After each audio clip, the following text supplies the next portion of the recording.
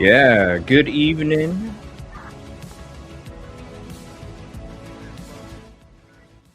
Good evening. Thank you for joining. Appreciated very much. Day 101.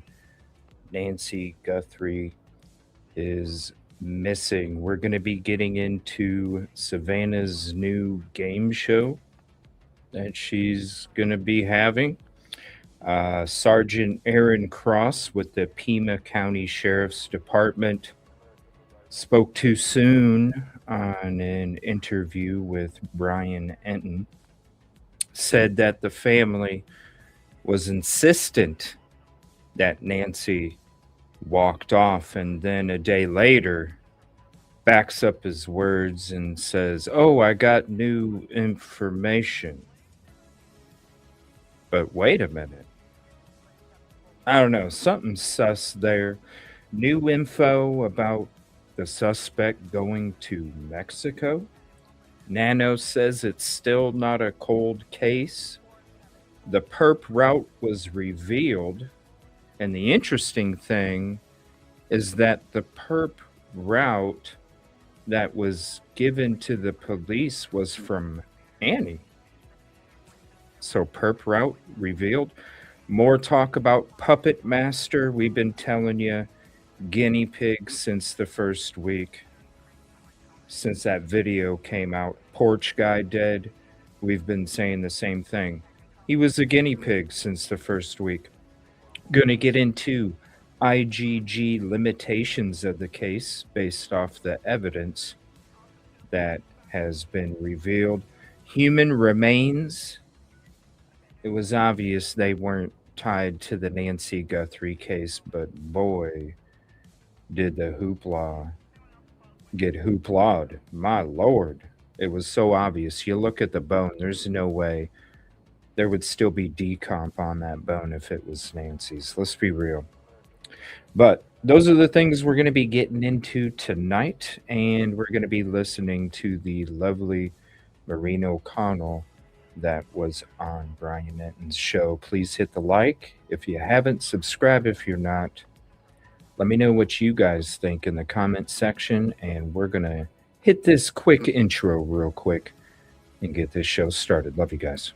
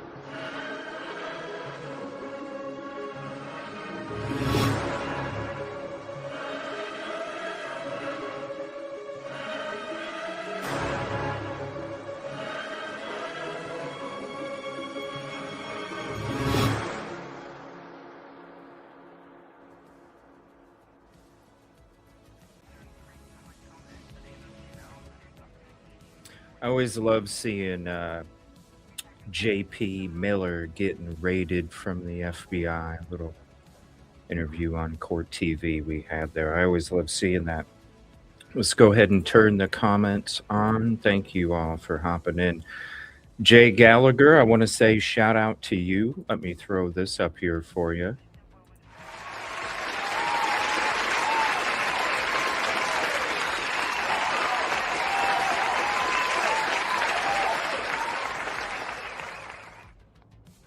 Thank you so much for the $15 PayPal. Appreciate that very much. Thank you for your support. And we'll get into the hellos. What's up, Sunlight? Jay Gallagher. How and why does Anne have a route that is sus, in my opinion? I'm going to. Okay. So for the whole time,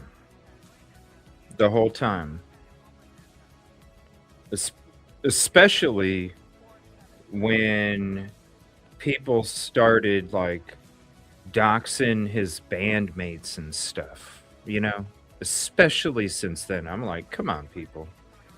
What are we doing here? What are we doing? Like, we don't even know if these people have anything to do with this.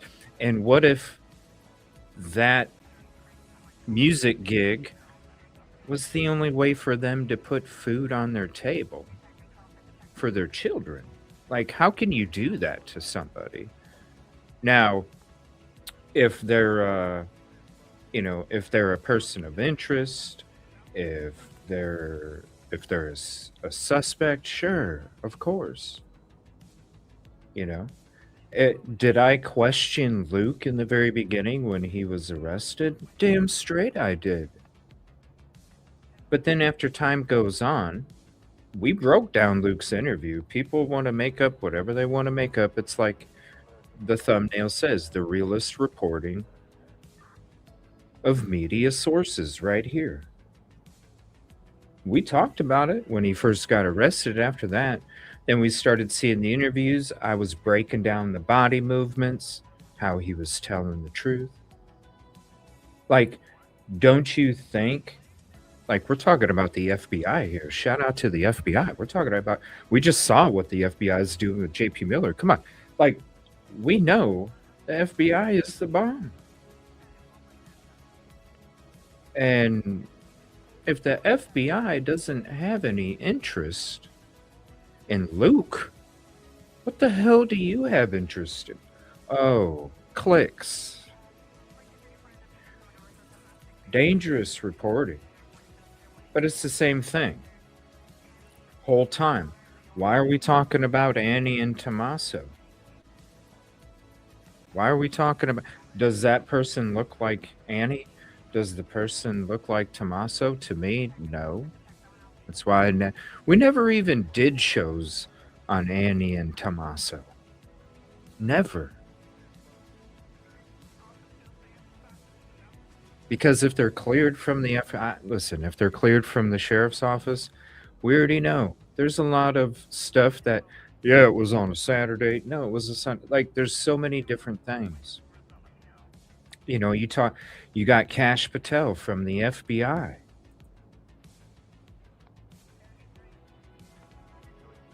Coming out and saying, yeah, I had fixed wing aircraft on standby, and it was sent to a lab in Florida because it was cheaper. But the FBI lab, which is the best lab in this great United States of America, is free.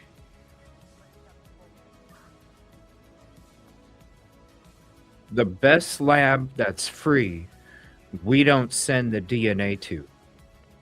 The DNA that is one hair, no root attached to it, okay, good luck. Mixed DNA sample of more than 2 samples, and not one sample can be figured out.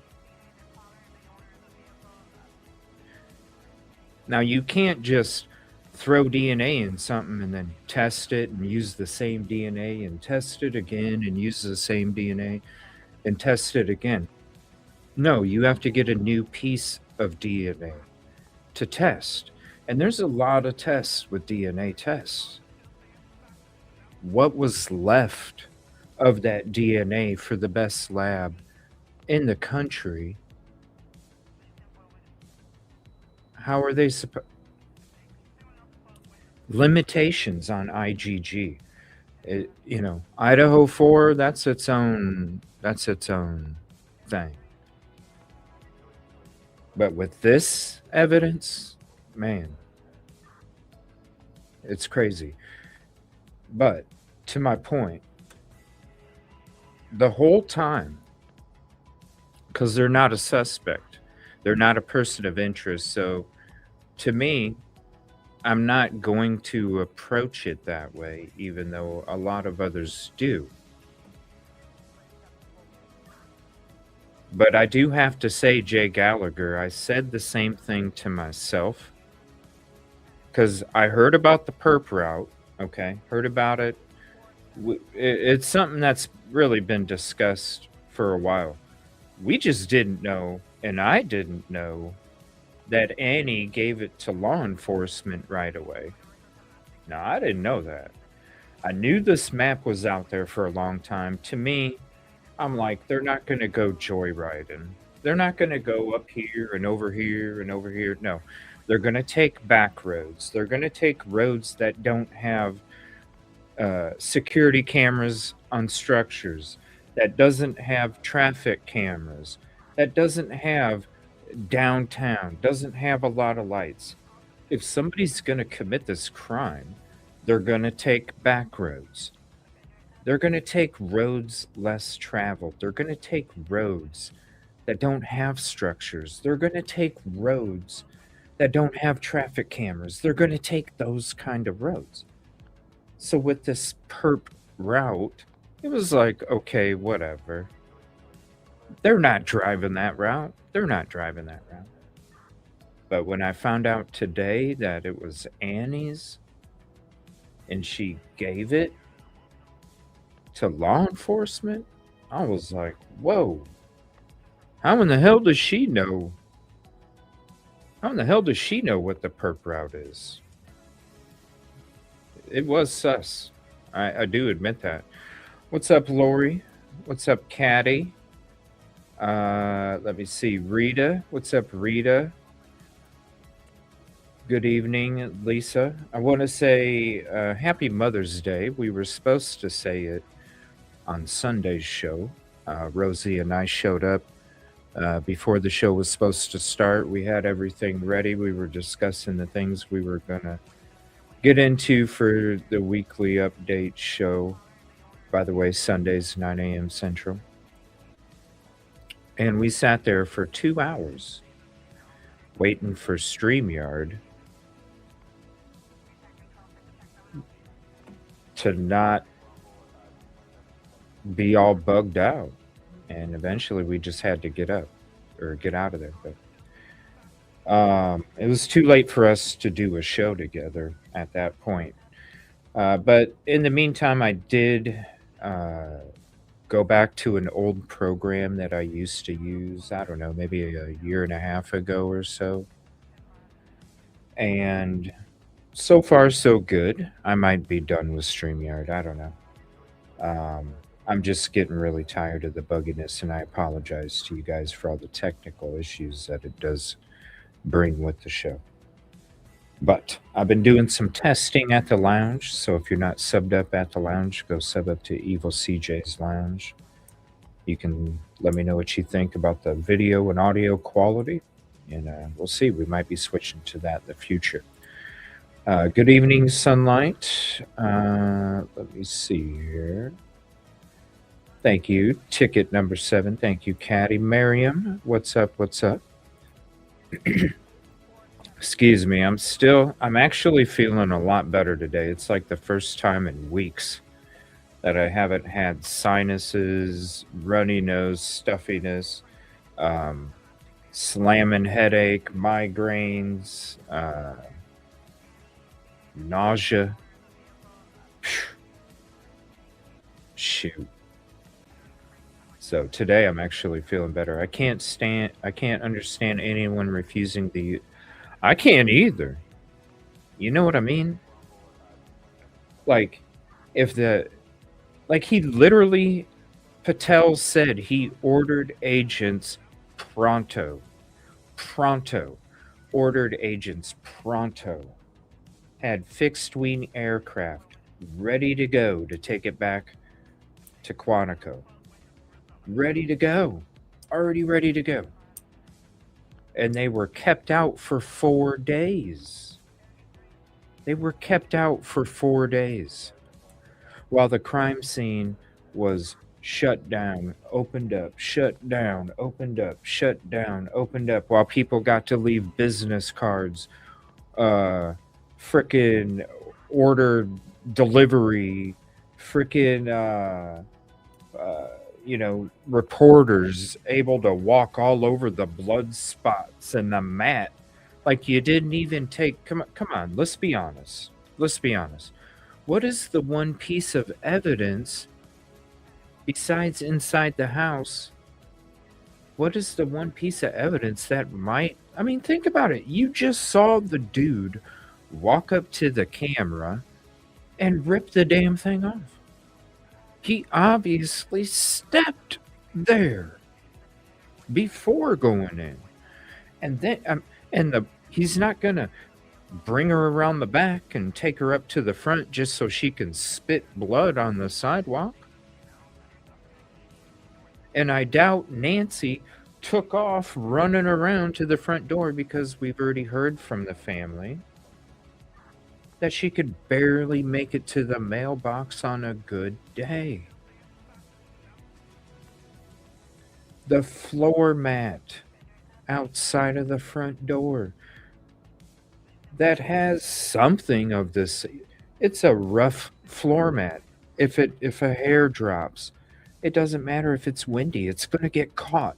It's one of those floor mats that is like wound in fabric and all rough, but it's like mesh. It can literally catch and trap things. And with how they can find dirt from where, yes, we tested the soil, and the soil matched the soil that was at this part. They can even test the soil. Let me see. I heard Nanos state in an interview yesterday that him and his team are using all options in all the DNA labs. I'm fairly certain he said 4. But that's the thing. This is the DNA. This is the DNA that they got before they sent it to the lab. They had one hair, no root. Didn't have a root. Just a hair. Okay. Mixed DNA sample. You don't think that floor mat might have 2 DNA samples split apart? Maybe they were both bleeding? I mean, mixed DNA, more than 2 samples cannot be processed. Could not be processed at the lab in Florida. So the lab in Florida barely got anything out of the evidence that was given to them. And when it comes to the FBI, they have technologies that we don't even know about that they utilize, and then slip pieces of paper to law enforcement and say, look at this guy, right? We can't tell you because we're using some high top secret shit. But here, we did this work here. They can't even get nothing. That means that what was left from the DNA lab in Florida, there was really nothing much left at all. And that's the shame. You could have saved money for your share if it was about cost, Mr. Nanos. If it was about cost, you could have saved the money, shipped it, let the FBI take it over. Come on. You saw what they did with the Idaho 4 case. I mean, listen, there's technology we don't even know about. People have gotten off because the FBI's like, look, we're using technology we can't share with the public. And people have gotten off because the FBI said, sorry, we can't share that. Like, it's real. What's up, Babs? He feels like it's gone on for weeks and 101 days, 101 days. Stay hydrated. Yeah, ooh, that sounds good, actually. Damn, that sounds good. Oh, shoot. I got my peanut butter cookie coffee, and you're talking about some yummy tea. Dang, that sounds good. No, we didn't see him rip it off, but that's what happened. That's what happened. Because it wasn't on the door the next morning. It was ripped off, so we know he ripped it off. But, well, that is true, too. There's no timestamp. There is none. Both good questions. But we're just going off of what law enforcement's offering.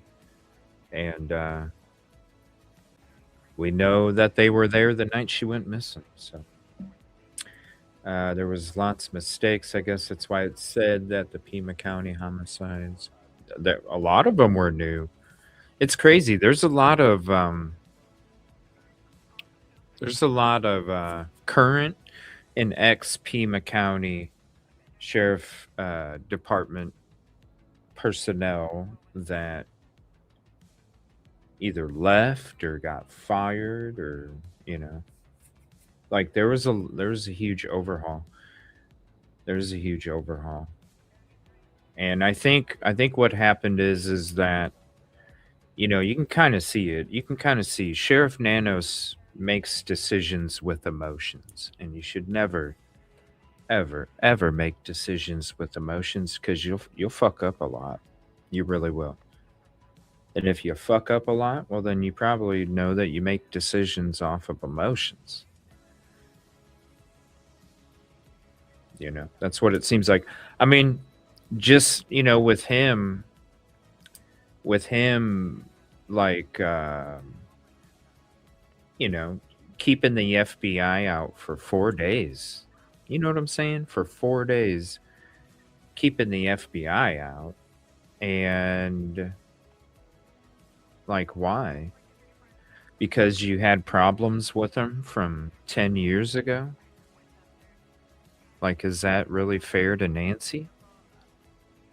The investigation isn't about the job title, isn't about you personally. It's about others and putting yourself behind others. You know what I'm saying? Like, everybody else comes before you. That's what the job entails. That's what that's what the job is meant to be. And when you think about yourself, you're still here, man. You still get to go home and visit family. You still get to drive your flashy sports car. You still get to go to basketball games. You still get to, you'll have another Christmas. You get to see the 4th of July firework. Does Nancy? And that's the shame. Like, regardless of however you feel personally about the FBI, yes, take this it's yes, take this DNA. Even though I don't, if you're Nanos, even though I don't like you and you said all this stuff, we saw the interview. That's still not fair to Nancy. You know what I'm saying? Think about this. Two things in those first 4 days. Two things. Number one, the DNA. Number one, DNA. Number two, surveillance. Who knows what would have been able to be recovered those first 4 days? Think about it. The activity that you really want is that night. So on day one, you could have literally, FBI, if you included them, could have literally, hey, Google, do us a favor. This happened overnight. Can you give us everything that you got?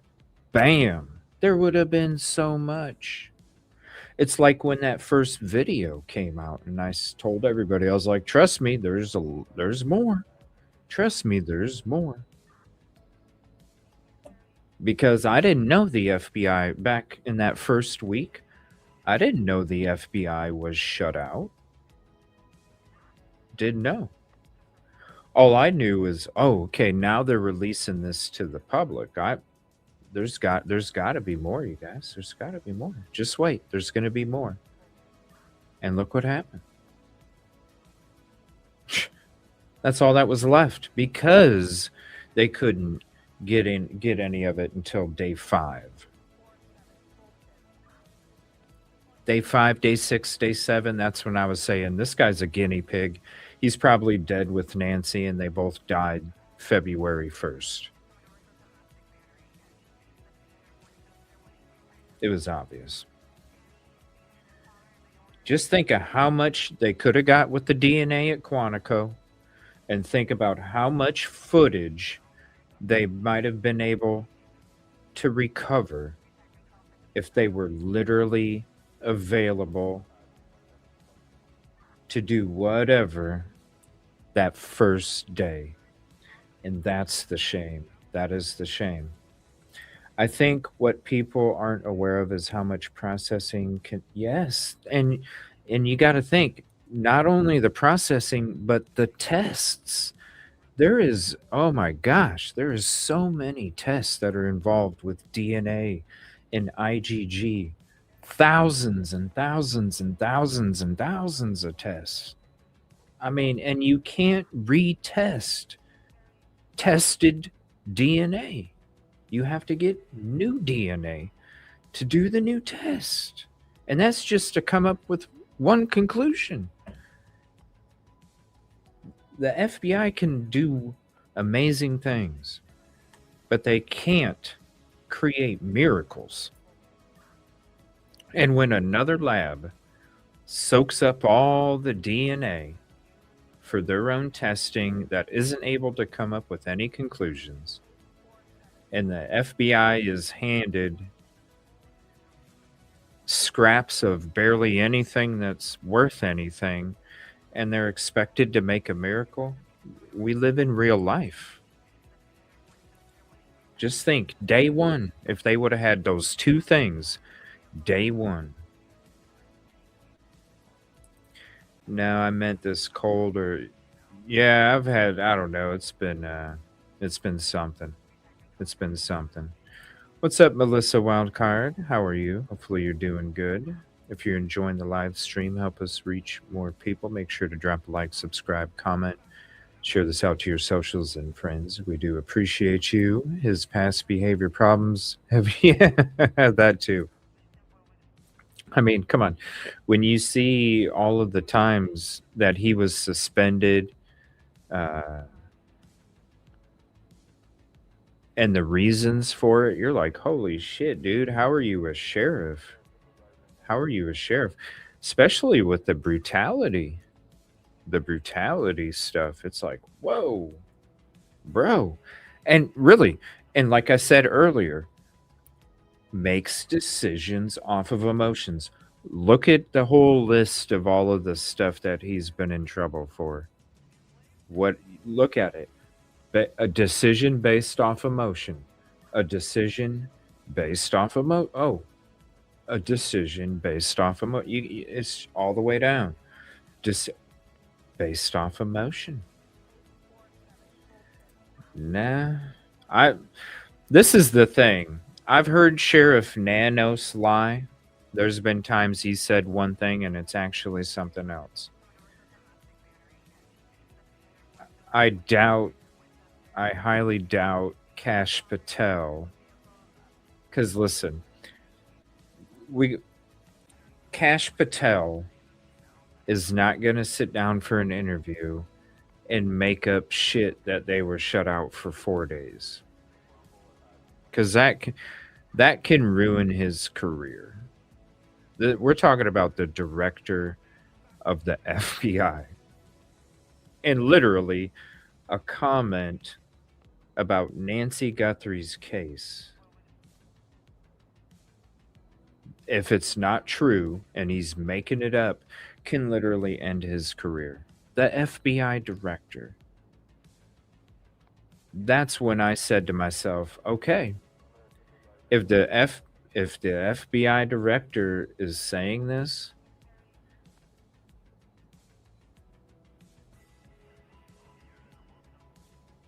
you know what I mean? Like, because I'm like, there's no way in hell the FBI director would risk his career for Sheriff Nanos. Like, he wouldn't even say it. You know what I mean? He wouldn't even say it. He wouldn't even bring it up. Oh, thank you, Milton Zach. Wow. Jeez. Let me see. What's up, Cyber Warrior? How are you doing? Zach is making decisions based off emotions. On the hill now. Yeah, I seen that. Yeah, yes. Time will always tell. All right, you guys want to see this perp map? This perp map from it's crazy, from Annie. I don't know, it's weird. It's really weird, y'all. It's really weird. All right, so this is the map Annie gave to the police. Let me here, let's go full screen here. So this is the map that Annie gave to police. Now, like I said before, when this map came out, I'm like, this person is not going for a freaking joyride by the nail salon, by a school, by a bashas, by a circa 79 salon. They're not like, are we freaking serious? Are we freaking serious? But then when I found out the map came from Annie, I was like, what? I don't know, Babs. I don't know. Yeah, so I've known about the map. I've heard about the map for a long time. It was like, that's just pointless. It's not this is this they're not going for a freaking joyride. They're going down streets that have think about, okay, Idaho 4, when I went out there and did my boots on the ground. If somebody's trying to get away with that crime and they live at Steptoe Apartments and they're trying to get to 1122 King Road, I'm gonna show you the frickin' route. The route the killer would have took if they wanted to get away with it. This is not that route. Period. It's like the complete opposite of the route that the person would take. Is she guessing? Had a vision? Maybe. Hey, Jay Gallagher, what did you think about the EvMUX program last night at the lounge? How was the audio, the video quality, um, the sound? And also, if you're not subbed up at the lounge, we are back at EvilleCJ's lounge. Our jail sentence from YouTube was lifted. We were set free. And we're back to making content over there. So if you're not subbed up at the lounge, or you used to be, and you find yourself, wow, how did I become unsubscribed? Yeah. Sub on back up. We're over there. Did a couple shows, couple nights. Come hang out. So yeah, I don't know. It was weird. It was really weird. Map Annie Guthrie gave to police. All right. So did you guys hear about the game show that Savannah is going to be hosting now with, I believe, Jimmy Fallon? Wordle. It was a game show that already was, it already had came out in the past. They're actually reviving it. A game that was a game show in the past and only made it like just a few weeks, wasn't it? Didn't it didn't make it. I don't understand. Didn't make it long at all.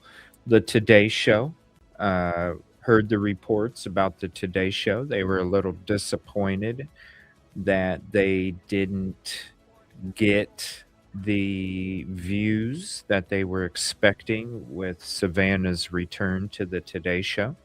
Isn't that some interesting news?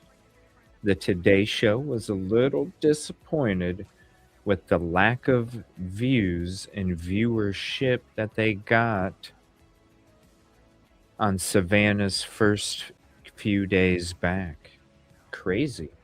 So now she's going to host a game show that was a game show in the past, but only made it a few weeks because the game sucks.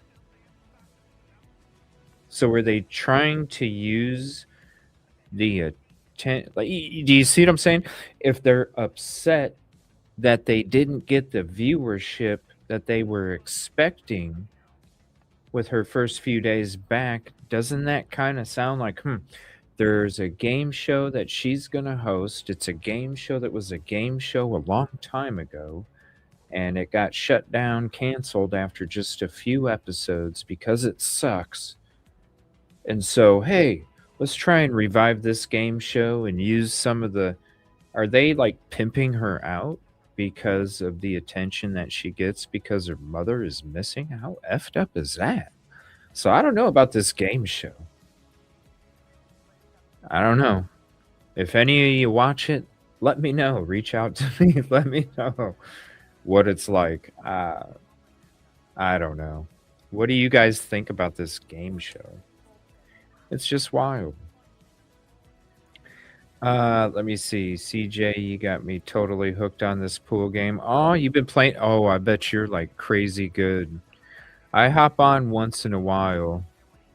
I haven't been able to play much because I haven't even been able to do much because I get home and all I can do is just lay down and go to sleep because I was so sick. It sucked. And then I'd feel better, and then the day goes on, and all of a sudden, all the sinus stuff is back, and I'm like, damn, I can't even look at a light. I can't even have a light on. Then I get a migraine. Oh, it's horrible. But yeah, I might end up playing tonight. We'll see. We'll see. I'm just not understanding why she did. I know, I'm not either. You know, it is weird. It is definitely odd. I did hear that she was leaving the Today Show. I did hear that. Now, not to host the Wordle, but I heard, you know, in the background that she's going to be leaving here, the Today Show. I don't know. She probably, you know, when Hell, we heard the reports when she was still, hell, I think it was when her, Annie, and Tommaso were leaving flowers at the memorial, you know, uh, they got all the social media influencers away from the neighborhood, which allowed the family to go there and grieve in peace. And I believe it was then that we heard that there were people at the Today Show that the day that Savannah left to fly to Arizona to figure out what was going on with Nancy, there were two people that approached the production management and said that Savannah was, um, what was the words? I don't, oh my gosh, what was the words they used? She was, like, basically, she wasn't being responsible. Does anybody remember the words? I can't remember the words. But basically saying that she wasn't being responsible and that the people that were saying this to the production management were saying that they themselves should have Savannah's spot hosting on the Today Show. So who knows? Maybe now that she's back, it's hard for people to keep a secret. Now she's finding out who was stabbing her in the back when she went to go find out what was going on with her mom. And she's like, I don't want to be around this mucky water. Are they disappointed the suffering of one of their isn't making right? Pimping. That's what it sounds like. NBC is a dog eat dog world, and the Today Show especially. I've never watched it. It always seems so fake, just fakeness. I'm just like, who wants to watch people fake happy? I got more shit to do with my time than watch people be fake happy. Hoda messed up. Oh, oh, I know. Yeah. Oh, I know. It was horrible. It was horrible. And she kept trying to push for tears too. Like she was going in overdrive during that interview, trying to push for tears. And it's like, lady, just let them go if they come. Like, you don't have to fake it. It was wild, man. So she's got to see who all's fake now. Now that she's back, hey, I care about you. I want to tell you that she was saying this when you left. I care about you. Yeah, she's finding out. She's finding out who's naughty and nice. Definitely. So, yeah, Wordle game show coming in 2027. And then we're going to go to Guthrie.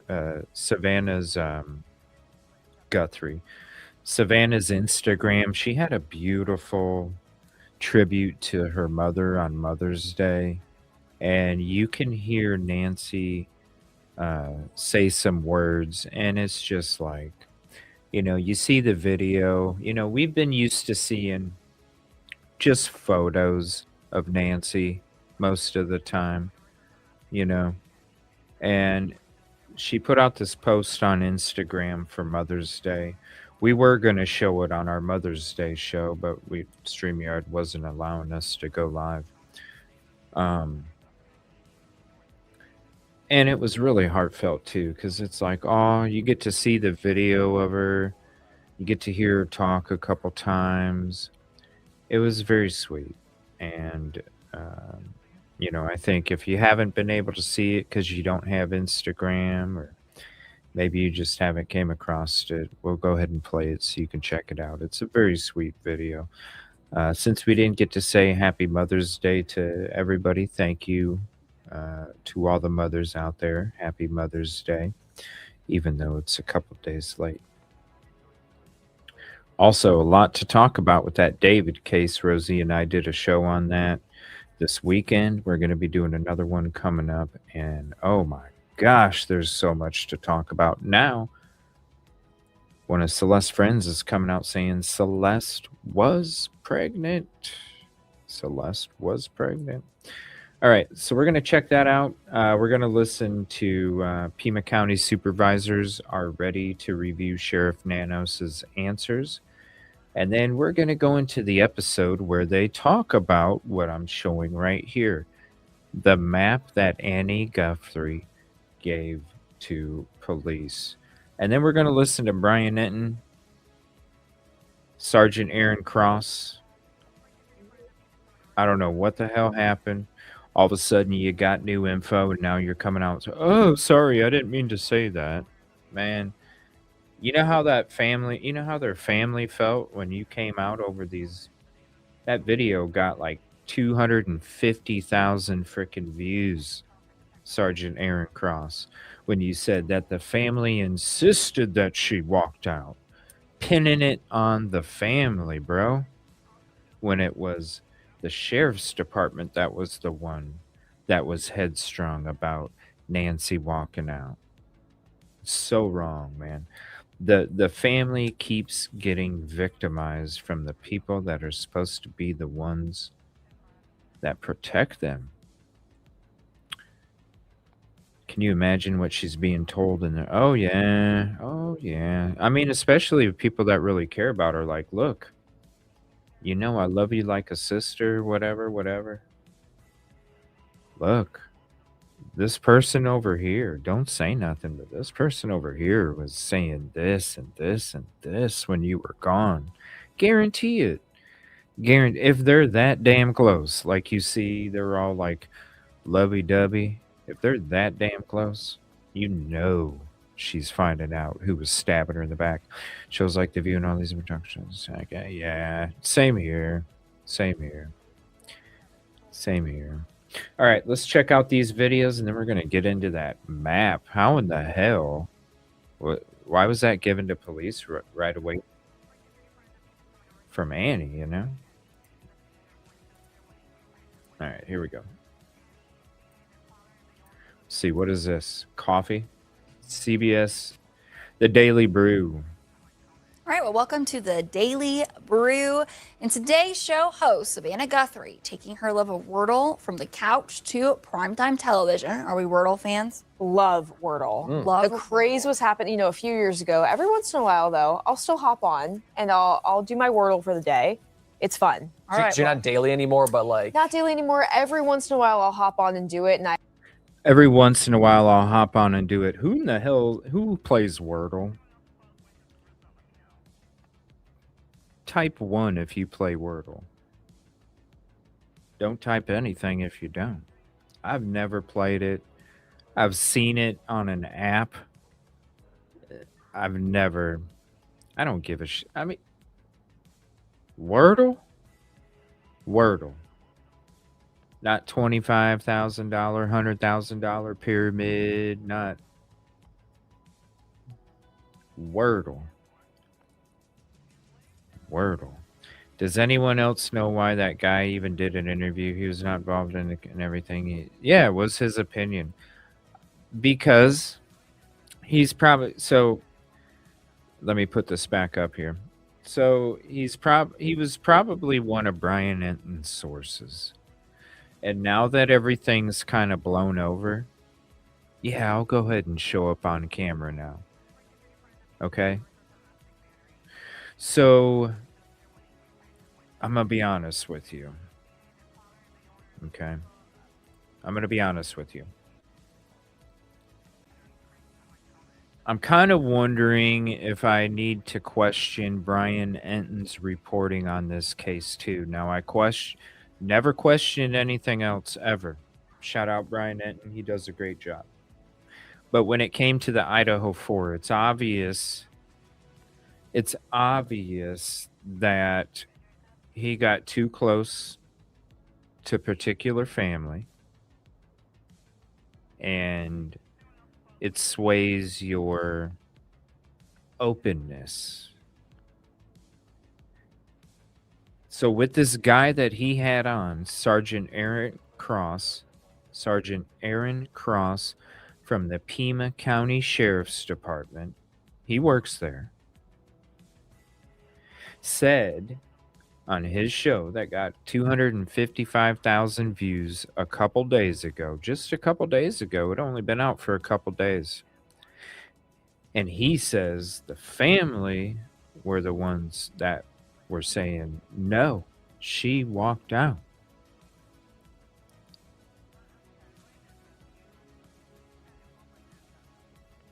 Now, you're absolutely right, Jay Gallagher, because he was not involved in the case, and everything he said is his opinion, right? That's very important, what you wrote. Because now that you sit back on it and you go, why would he be? Oh, because he was one of Brian Enton's sources close to the investigation.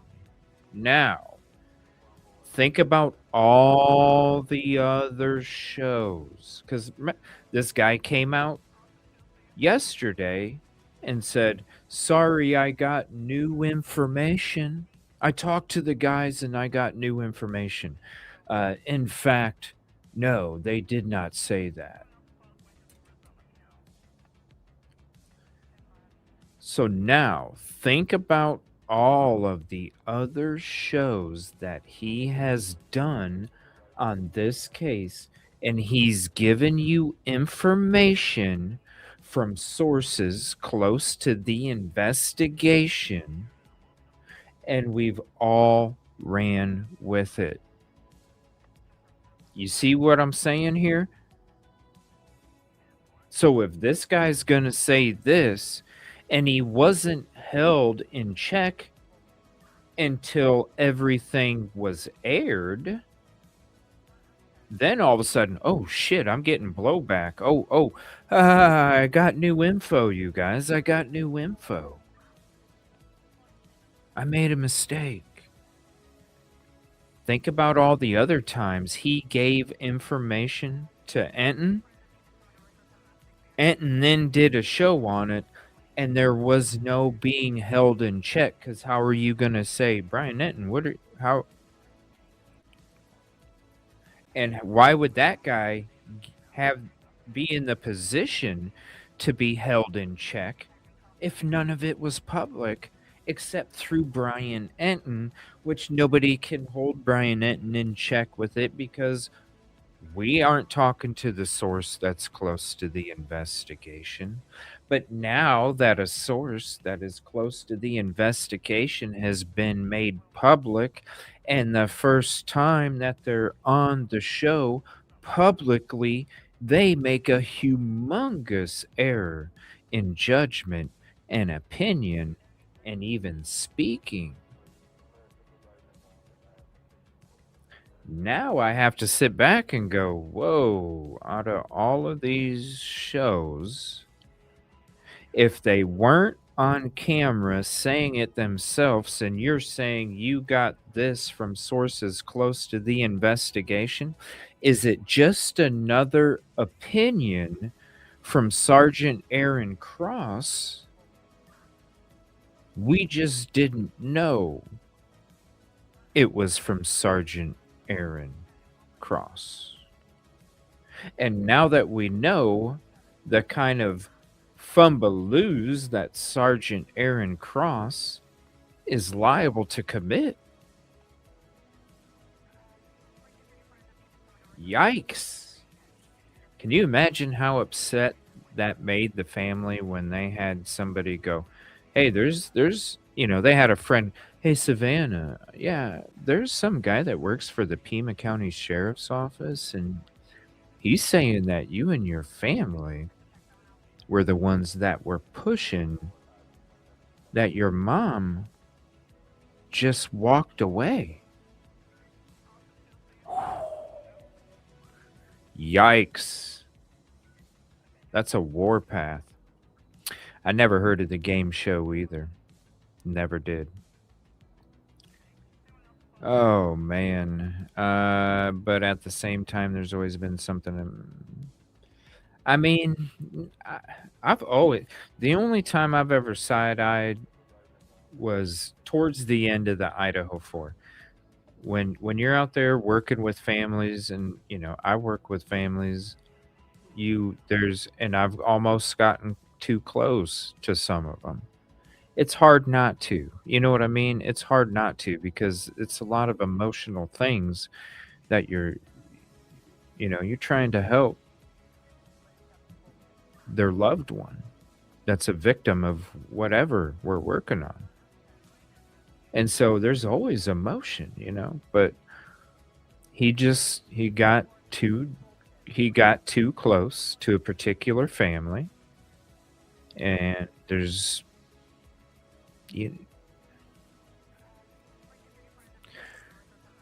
it's why you got to be careful when you do this kind of work. You got to be able to have the awareness and reflection to sit back and go, "Oh, whoa. No. We got to create like this barrier, because I can't sit there, because then all of a sudden I'm not looking at evidence. I'm not looking at everything with a clear mind. I have emotion, remember? Basing decisions off emotion. I then have emotion being brought in that is going to base decisions. You can't do it. And that's when I kind of started to go, okay, dude, just with this case, just with Idaho 4, but now, with this one, I'm like, dude, you had Sergeant Aaron Cross. You know what I'm saying? I would have I would have literally taken that part out of the video if I was Enton. I would have taken that, remove it. You know what I'm saying? Don't let that thing continue to get airtime. Because who says that the person that comes across that video is then going to come across the next one where he says, "Oh, I made a mistake." You know what I'm saying?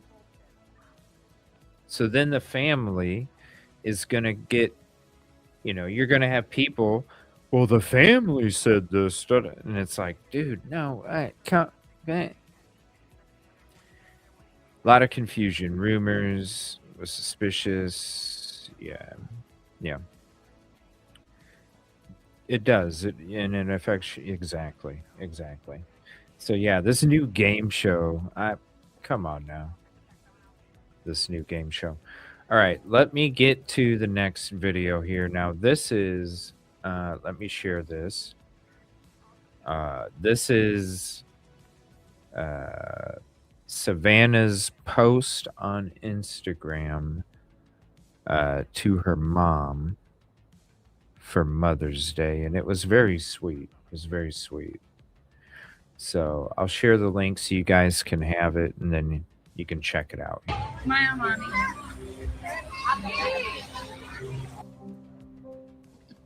Miss you. The angles are Okay, now do a pose. Look at me.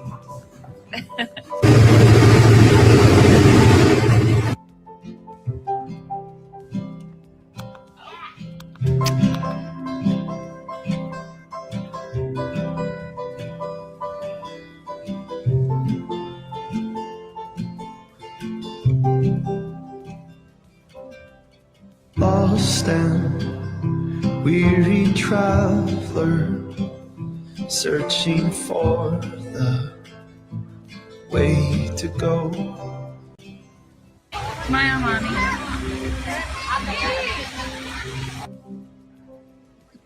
Miss you.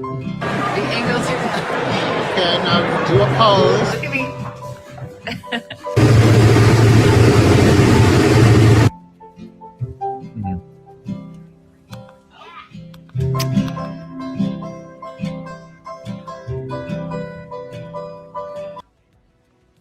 That one's, that's a tough one.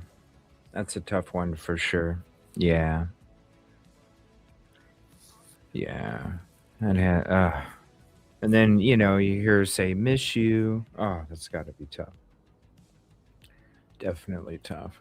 Okay. Let me see here. We're going to go to, so there's an ex-CIA agent that says Nancy Guthrie case is not hopeless after 3 months. I don't know. I mean, you look at how little DNA there is, what little is left of everything. I don't know. We'll see. We'll see. Then there's a short video about the supervisors ready to review Sheriff Nanos' answers, and then we're going to get into this perp route from Annie. I don't know. I'm just so curious about it. Nancy Guthrie has been missing for nearly 100 days, and her family, of course, feeling her absence on this Mother's Day. Her daughter Savannah sharing this message about her mother today, saying, "We will never stop looking for you. We will never be at peace until we find you." News Nation national security contributor, former CIA officer, and FBI special agent Tracy Walder tracking this case since the beginning. She's joining us live now to talk about any of these latest developments. Tracy, first of all, happy Mother's Day to you, and thank you so much for making the time tonight. Thank you so much for having me, Natasha. We do see Pima County Sheriff Chris Nanos telling news outlets that the developments have been, quote, really great right now. Are we finally hearing about any progress in this investigation, in your opinion? In my opinion, no, and I know that will be frustrating to people because he said it sort of in passing. If you look at that statement, he really didn't elaborate on it. Now, is he referring to maybe the hair that was sent to Quantico that I think we talked about a few weeks ago, or is he talking about maybe there's more digital evidence that has been able to be recovered? We know that they were still continuing to work on recovering that digital evidence.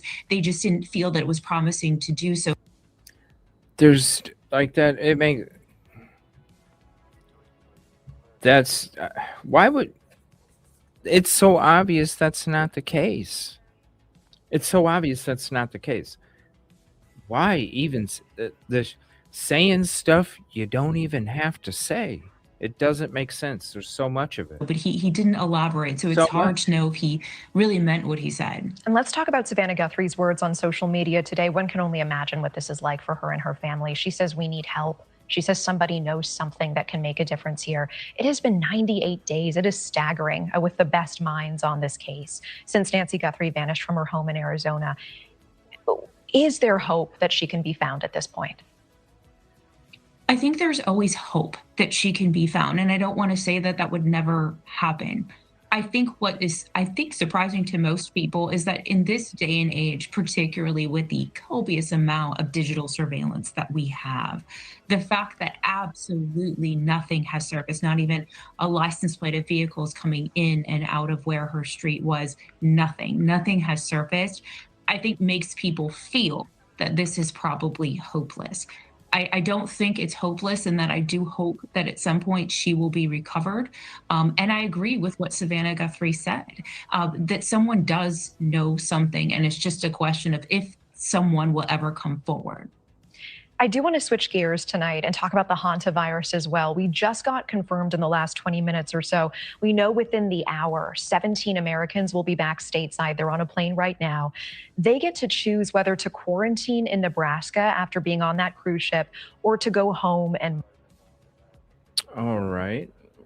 We'll get to... That's weird. All right, here we go. Here's the next one. Pima County supervisors are making preparations to review answers from Sheriff Chris Nanos. At least 2 supervisors now say the document they have could lead to a move to vacate the office of the sheriff. News for Tucson's Andrew Capasso is outside of the sheriff's department on the south side with a first look at where things stand now. This is the latest chapter in the back and forth between the supervisors and the sheriff. These are the lengthy answers supervisors will review next Tuesday. And tonight, at least 2 Pima County supervisors say there's enough here to start the process to vacate the office of Pima County Sheriff.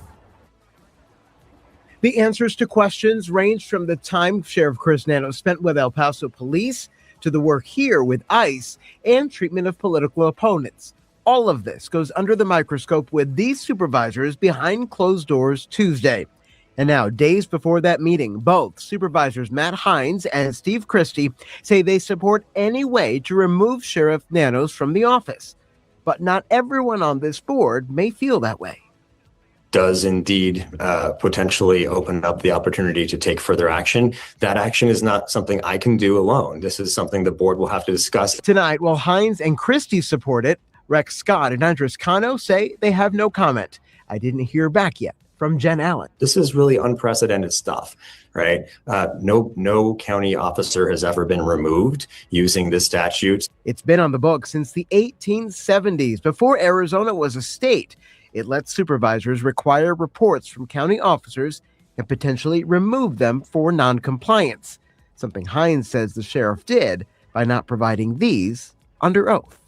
And I asked the sheriff's department about all of this today. They say, quote, "We will respectfully wait for the board's decision before commenting on the matter." On the south side, I'm Andrew Kapowski. Yeah, so basically there's people that want him gone, but at the same time, I bet it'll be a process. It's going to be a process. The thing is, that's crazy to me is you got some people saying on that board that there is so much to have him removed. Who knows? I can see it definitely dragging out to the next election. When's the next election? I can see it dragging out until the next election. That way they don't force him to step down and then he ends up losing the election. I don't know. You got to have everybody on board for that. Got to have everybody on board. All right, so now let's find out what the hell is this map about. Let's listen to Nancy here.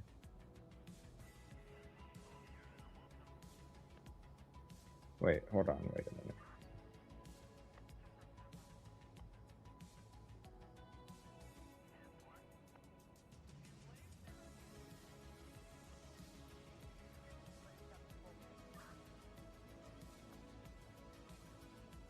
Yeah, this is okay. Just making sure I got the right one. All right, here we go. Nancy Grace. Check this out.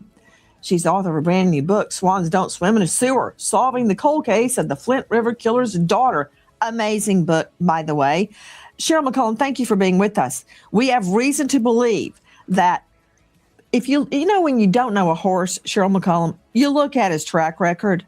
We already know that Miss Guthrie's kidnapper was there on January 11. He's caught on video and very likely there on previous occasions. You know, he was in that neighborhood and poised with his accomplice when Mrs. Guthrie was first picked up and taken to Annie Guthrie's. Many people believe he may have already gotten into her place before Mrs. Guthrie returned home that night. You know, Nancy, I want to go back to the car first. When I first get to a scene and I get out of my car, I take photographs up and down the street. The reason is I don't know what cars belong there and what don't. I don't know who parks on the street normally, who's in a driveway, etc.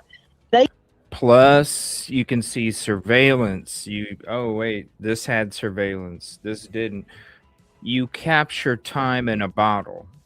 That's why it's always important. That's what we do. The first time we show up on any location or case, instantly. Footage.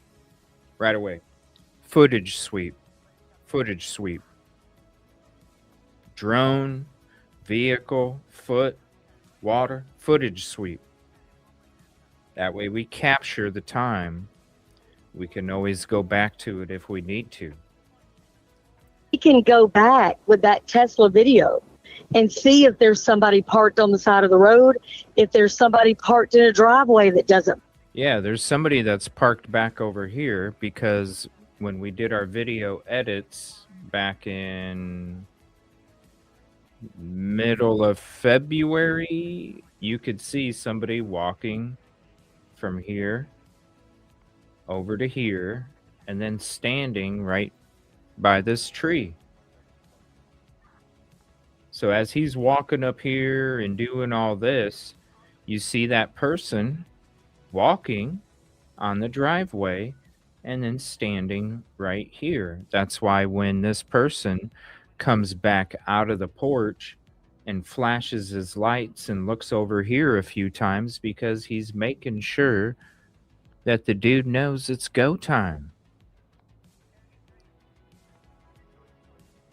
They parked over here.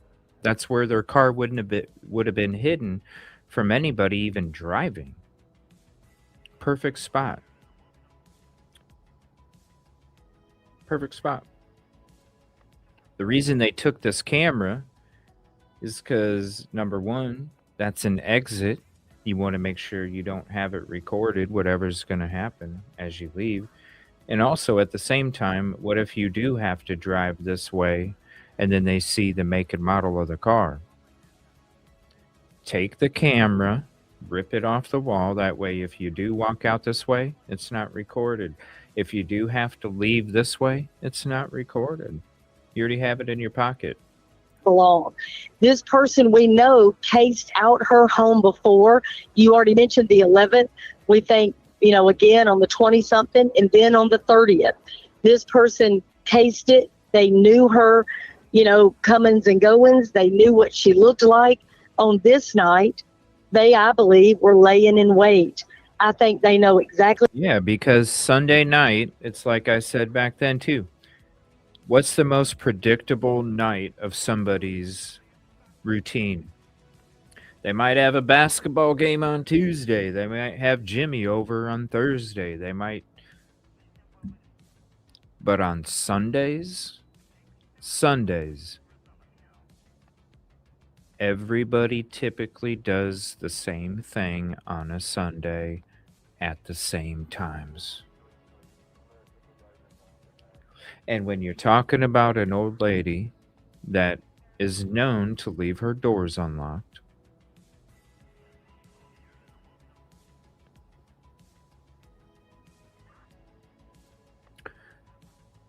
she's going to do the same thing on Sundays. All right.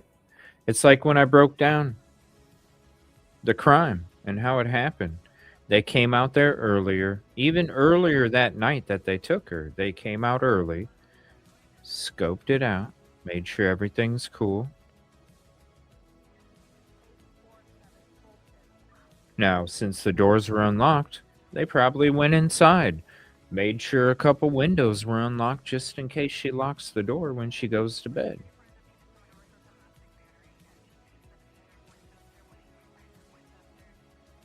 So then she comes home. Hey, we already know if the doors are locked, we can get through this window. No problem. They hung out. They waited. They had perfect cover. They saw the lights turn on as she was going in the house. They knew where she was walking. Lights on. This light on. This light off. This light on. Then this light off. Oh, yeah, for sure. They definitely creeped it out. From the beginning. January 11th, Savannah even said it was a key day. When she got home, and that's why you see him going back to the front door after all the lights are out and he thinks she's sound asleep. Cheryl. Guys, joining me in addition.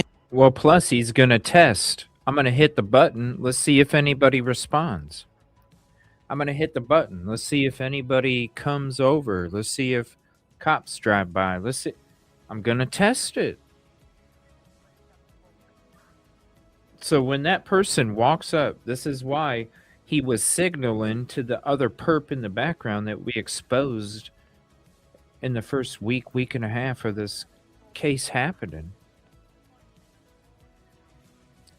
Because I'm going to walk up there. I'm going to activate the camera. Somebody's going to get notified. It might not be. What if they're linked in with family? Which they should have been. Come on now. Excuse me. All right. Nobody showed up. Nobody said, hey, what are you doing there? Nobody looked at their Nest app on their phone and said, hey, what are you doing there? Nothing happened. Nobody came to the door. Nobody answered on the camera. Nobody drove by. A cop didn't drive. Nothing.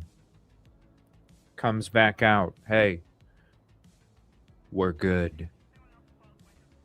We're good. Yeah, for sure. And to Joe Scott Morgan, Cheryl McCollum is with us, the star of Zone 7 podcast. Cheryl, how many cases did you and I work together in inner city Atlanta and Fulton County? I mean, can we even count them? I can't. Thousands. Yeah, you know, it's hard when I look back to count the numbers. 100, 150 brand new felonies a week times 4, that's a month, times 12, times 10 years plus. That's a lot of cases. So, Cheryl, is there anything new under the sun? Defendants do the same thing over and over and over. They can't help themselves. Like, think about it. Everybody listening right now, do you brush your teeth the same way at the same time every morning in the same order? Do you wash your clothes a certain way? Do you get somewhere in your car and go, oh my goodness, I don't even remember getting here. I must have zoned out. People do the same things over and over and over. It's like it's muscle. Especially on a Sunday. You know what I'm saying? Especially on a Sunday. She's gone for church activities, family activities from this time to this time. Normally on a Sunday, it's the perfect night. Memory. So what I'm saying, Cheryl, we know this guy, the perp, one of them anyway, because I believe there had to be at least 2 involved. We know this guy lay in wait before. We know he cased the scene more than once. So he was very high on preparation, getting there ahead of time. What would be any different this time? It's like every time a dog sits down, it circles 3 times. You know, he was in that neighborhood, which makes it very important to review the video from the Uber driver that picked up Mrs. Guthrie that night. And also, Cheryl McCollum, a lot has been made about the daughter, Annie Guthrie, and brother-in-law of Savannah Guthrie, their car being impounded, and why it took so long.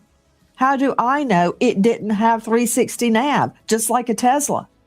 Remember what we learned in the Alex Murdaugh double murder trial and the murders of his wife, Maggie, and son, Paul? His SUV, it was a big honking like a Wagoneer or something, revealed so much data.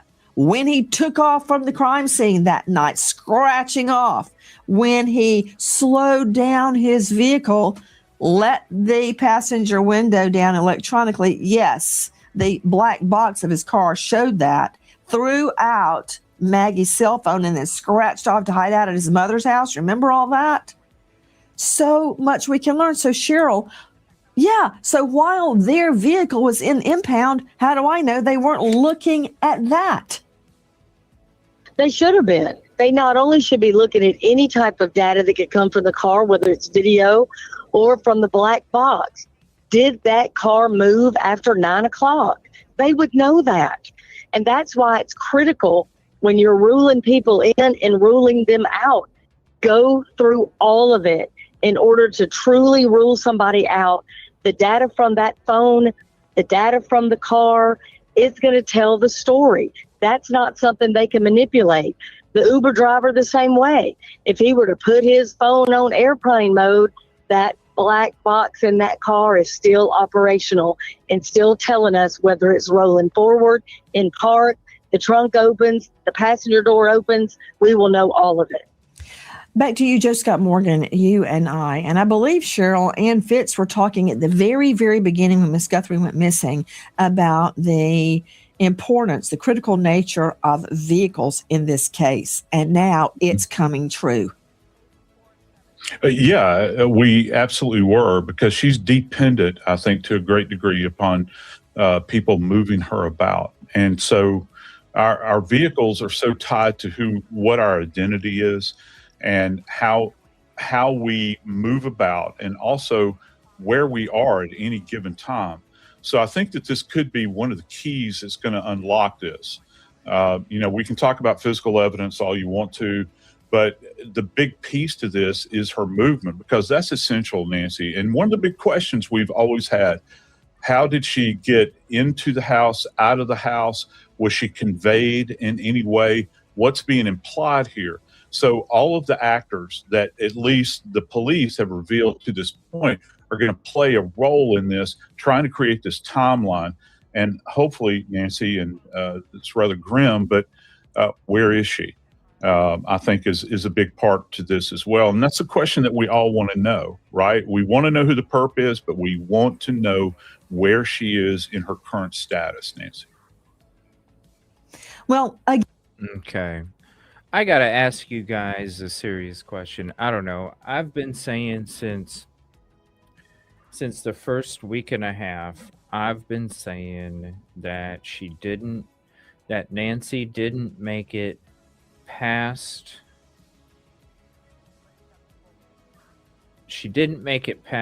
sunrise. Okay. The first week and a half, she didn't make it past. I hated saying it too that early. But when you're looking at the blood and you're looking at the blood, you know what I mean? You're looking at, the medical condition that was going on with her, the lack of mobility, the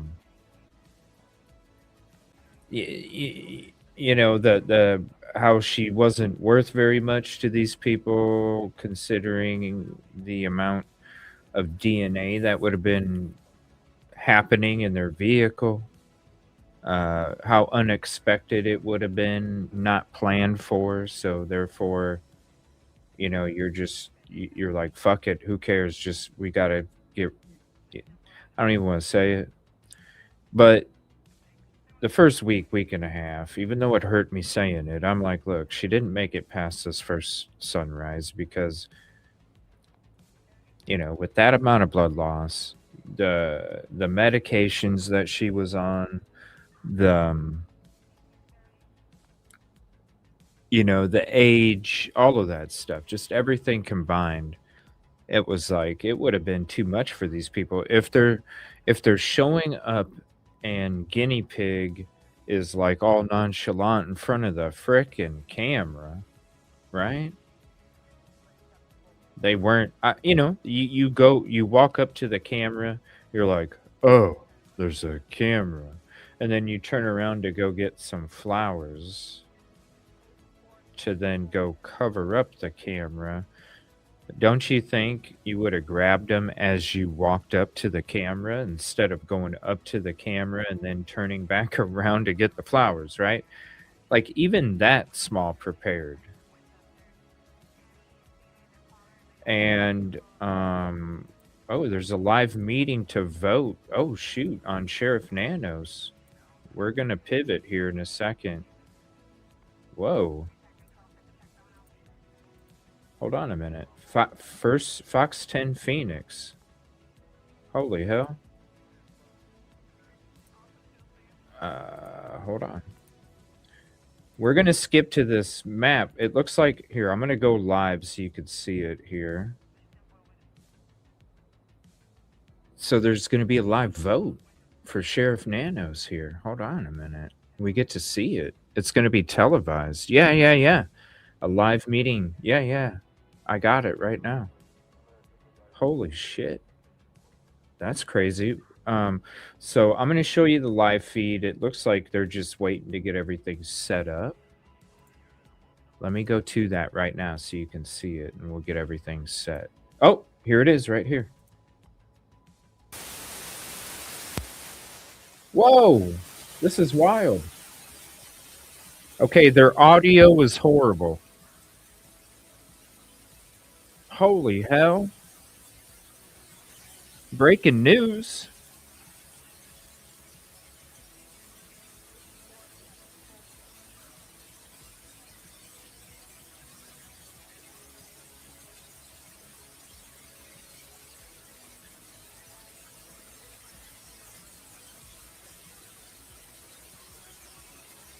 Why can't we hear anything?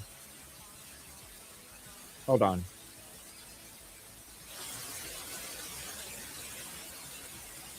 Their audio is messed up. Hold on, let me try and see if another news organization's there.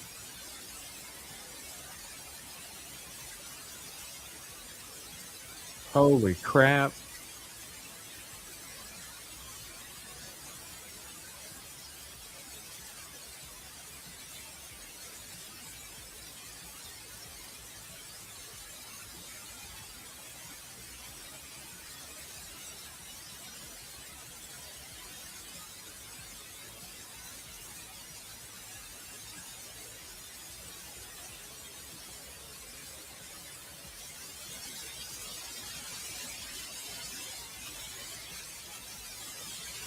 Oh, it hasn't started yet.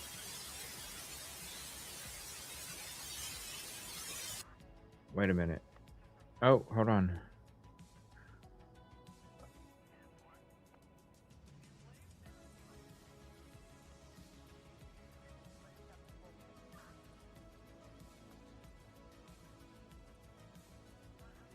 Whereas menstrual equity ensures that all, including root causes, while having you acknowledge. Okay, it just got done, so let me see here. Hold on. The biggest weather-related threats to life. Collaborating. Private residence here in the county, and they falsely arrested me. The detective in the case obtained a warrant without probable cause. By the way, I'm fellow Pima voters. I'm running for. I'm a declared Pima County Sheriff candidate for 2028 if we have elections. So feel free to sign my nominating petition. And also, I'm running as a write-in independent candidate for District 5 Pima County Board of Supervisors because I have requested 8 times now from my Pima County supervisor some assistance in getting back my flag that we have a. All right, hold on.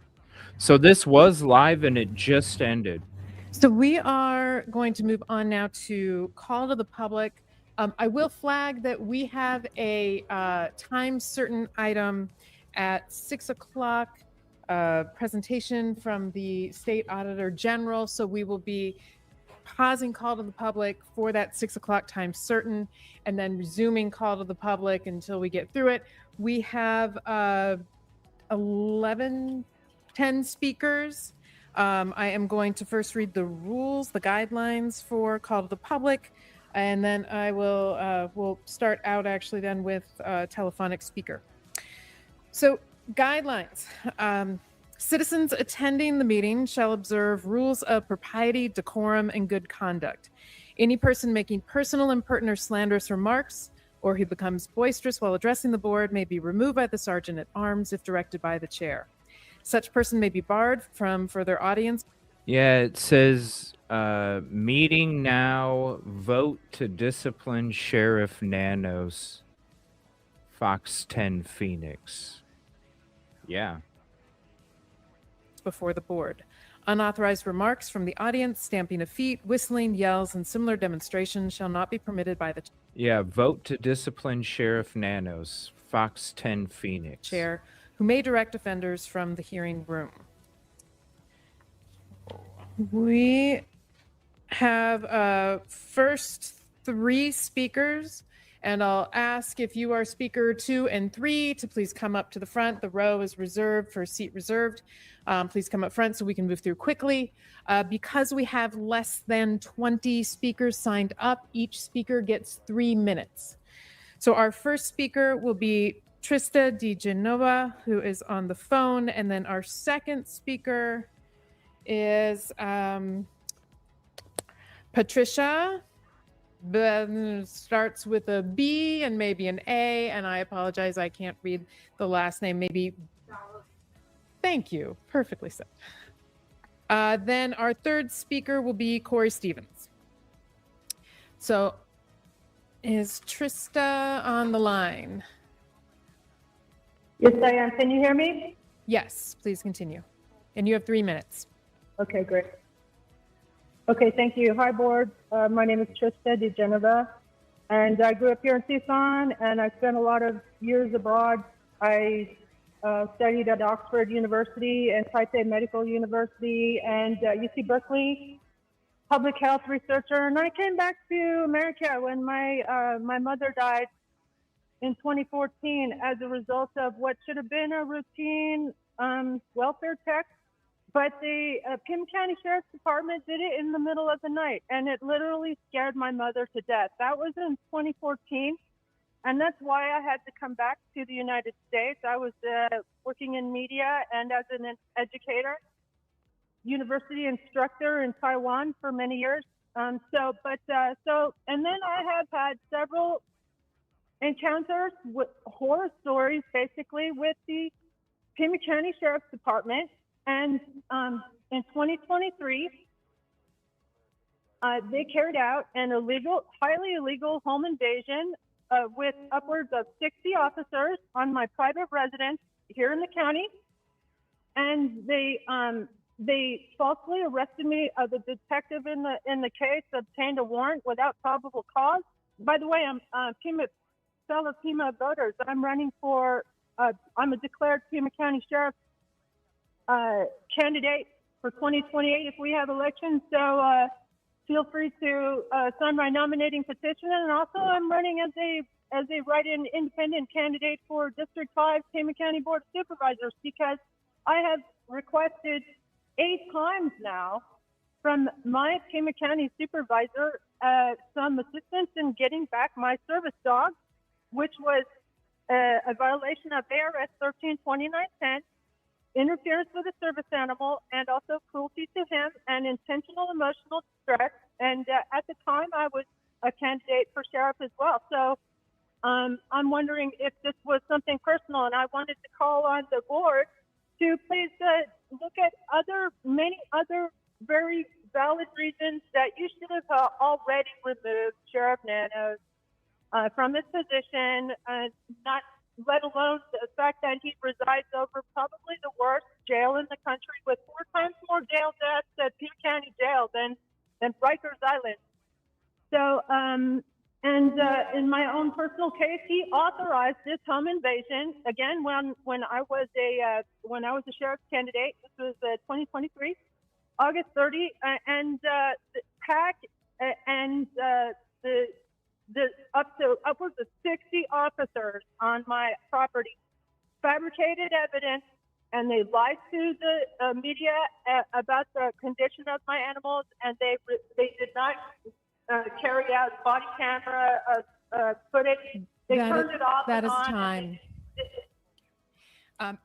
Also, I will note people are always welcome and encouraged to submit written comments as well if they don't fit within 3 minutes. Our next speaker is Patricia Bowerly. First, a huge thank you to Tucson City Council and Pima County Board of Supervisors for banning Immigration and Customs Enforcement, referred to as ICE, activities on any and every piece of Tucson and or Pima County property. More similar courageous action is desperately needed. Please non-violently ban concentration camps from your jurisdiction and any area intersecting with your jurisdiction. Please non-violently ban concentration camps, whether referred to as detention centers or by any other name. On or about February 15th, 2026, the online news publication entitled Common Dreams published at least 2 different articles documenting that the federal Trump administration has been building out mass detention centers, which are actually concentration camps, and documented why and how the detention centers are actually indeed concentration camps. After immigrants have been imprisoned in those detention centers, they rarely come out. One article entitled Trump's concentration camp build-out includes nearly 40 billion for warehouse conversions, authored by Julia Economy, cites the following quote: Germany's concentration camps didn't start as instruments of mass murder, and neither have ours, wrote talk show host Tom Harmon recently. History isn't whispering, it's warning, it's shouting. Another article entitled The Trump Administration is building a mass detention system, what will you do about it? Authored by John Marks, includes the following statement: What they have not told you is that the immigration detention system is not processing people, it is accumulating them, not just how fast. The history shows what comes next. In addition, the government chooses to use any data centers that seem to fail as a dish. All right, hold on. Let me get to stuff that has to do with Nanos here. Hold on. I hope today brings some resolution in the Sheriff Nanos investigation. Here we go. Or what you will be doing in regards to this. Let me get this lady's name so we know who it is. Hold on. Here we go. Thank you. Our next speaker is Corey Stevens.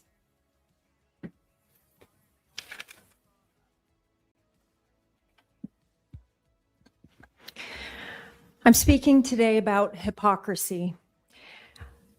I hope today brings some resolution in the Sheriff Nanos investigation, or what you will be doing in regards to this horrific investigation we have going on with him. As a constituent and citizen of this county, I have spoken on this issue numerous times over the last 4 years, as have many citizens. I would ask you, how many IA investigations, disciplinary hearings did he sit in on and make decisions that affected deputy and CEOs' careers that have led to either termination, demotion, or them being unhirable with other agencies? Let me ask you a question, Matt. Had you lied when you became a physician, would you be subsequent to having your medical license revoked? Let me ask you, Rex Scott, when you were in charge of teachers, had they lied on their application, would they be hireable in a school district? Oh, man. Let me ask Sam Brown. Damn. If an attorney were to lie under oath or not act in a fiduciary way when representing a client, would he have his state bar revoked? Probably so. Jan, when you're in the financial industry and you do not act with fiduciary responsibility, are you subsequent to punitive or other actions? I would say so. Let me ask you this, Jen Allen. Do you think Mr. Urias had any social justice when he was beaten by Chris Nanos? Dang. And subsequently put in a coma? I think not. Dang. You guys have a duty, not an obligation, a duty to the citizens of Pima County to make this right. Dang. You need to ask yourselves, how many people have been affected by this man?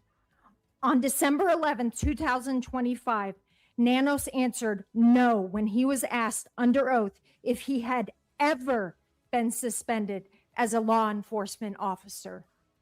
There were no mincing of words. That was a clear-cut question. Dang. Clear-cut question. She is not playing. You're right, Babs. Do the right thing. Dang. And remove him from you. office. Dang. We And are now going to have to be. And she kept it within 3 minutes. Holy hell. She went in there, went boom, and walked off. Holy hell. That lady kicked ass. Because it's 6 o'clock, we've got to put a pause on call to the public, switch over to our time certain of presentation by the auditor. So we're going to skip ahead to this now. I went ahead and got it to the next part. And County Administrator Lesher for having All right, now we're only delayed like maybe 10 minutes. the county staff for their cooperation during the audits. We've had a really good working relationship with them, with management and staff. This completes our presentation for the fiscal year 25 audit results. Are there any questions that we can answer for you concerning our audits? Supervisor Hines. Thank you, Chair Allen. Thank you all for your. All right. So now we're only on a few minute delay. Let's see here. Here we have a time certain at 6:45. I am wondering if those who are here for that 6:45 would be game for doing it a little bit early. All right, I see 2 head shakes. So let's then go over to item. All item number, it is 19 on the regular agenda. This is unfinished business from previous meeting, 2026 Regional Transportation Authority Special Election. This is an item from District 4. So I will pass to Supervisor Christie. Thank you, Madam Chair. Madam Recorder and Madam Elections Director, thank you so much for coming here tonight to go over the after action report. We didn't have a chance to do it in the last couple of meetings, and we appreciate your willingness to be here tonight to answer some questions regarding that report. Thank you for being here. First, Madam Elections Director, Ms. Cargrove, thank you for your very comprehensive and detailed report. It covered a whole wide range of areas and issues. Very comprehensive. Hey, I think a news crew. Hold on. I just seen that. I thought I just seen that lady walk behind him. I think I just seen that lady that was just up walk behind him, and there was a news camera that was following her, and I'm wondering if she's going to go do an interview for a news station. Watch. Somebody walks behind this guy, and I think it's her. Thank you so much for coming here tonight to go over the after action report. It is her, because she just got up and started walking. Watch, you'll see it's her. We didn't have a chance to do it in the last couple of meetings, and we appreciate your willingness to be here tonight to answer some questions regarding that report. First, Madam Elections Director, Ms.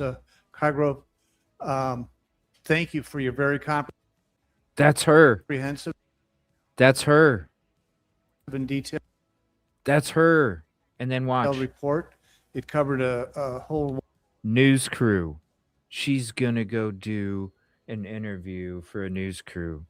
I'm going to look for that too while we're listening and waiting here. wide range of areas and issues very comprehensively. It was an easy read, and I appreciate, and I know the community appreciates your conscientious efforts to provide a very clear and dedicated synopsis of the voting situation in a highly irregular election, the RTA election.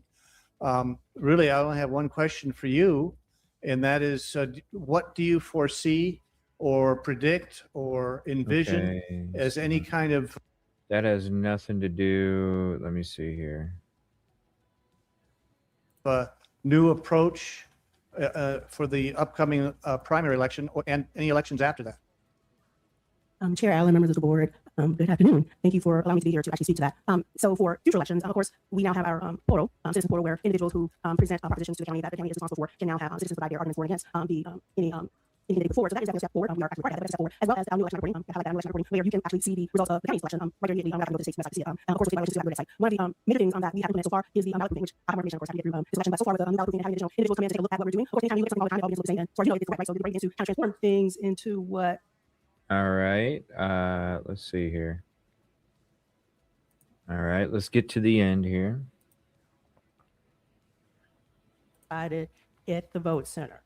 And so one of the exciting things about Pima County is that we are already implementing where we can check these voters into our ePoll books, and we can verify at the end of the night how many we checked in against our count of ballots, physical ballots that we have. We can produce a report for the report office where they can upload information and give those vote after check ballots at the same time. So we're really excited about that. So that's a new process that we'll be in place on election day. And whenever we we'll have some communications when that's we'll know just check I feel also thanks for your accessibility, and if there's Yeah. ever been an issue with any... And then the reporter was going out there too. He ended up walking out a little bit after. my constituents or anybody in particular that with the voting process, you and your staff have always been accessible, always been available, and it's highly and greatly appreciated for that kind of forthcoming. So thank you. And I think my final question to you, Ms. Hargrove, do you have any idea what it was for?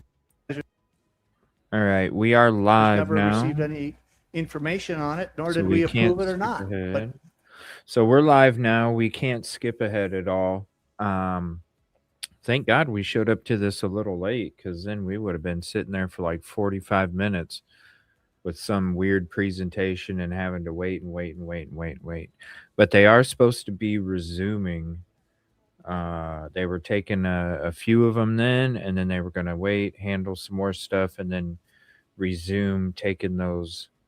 They had 10, they said, and we listened to 2 people, and they had 10. So there's 8 more people that they're supposed to listen to for this. So we are live. We can't skip ahead. Let me make sure I hit the like on this.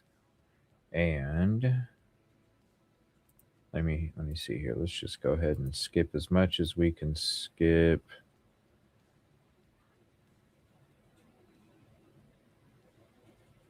All right.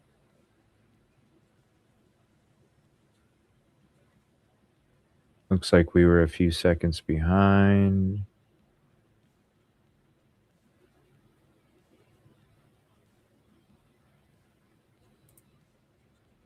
All right, we're still at 1.5. It made me. Yeah. Thank God YouTube bumped it up to 4.0 speed now. That's there she is. She just got done with her interview. She just got done with her interview. I bet it's on Fox 10 Phoenix also. They probably run up to her right after she was done and was like, "Ma'am, would you like to do an interview?"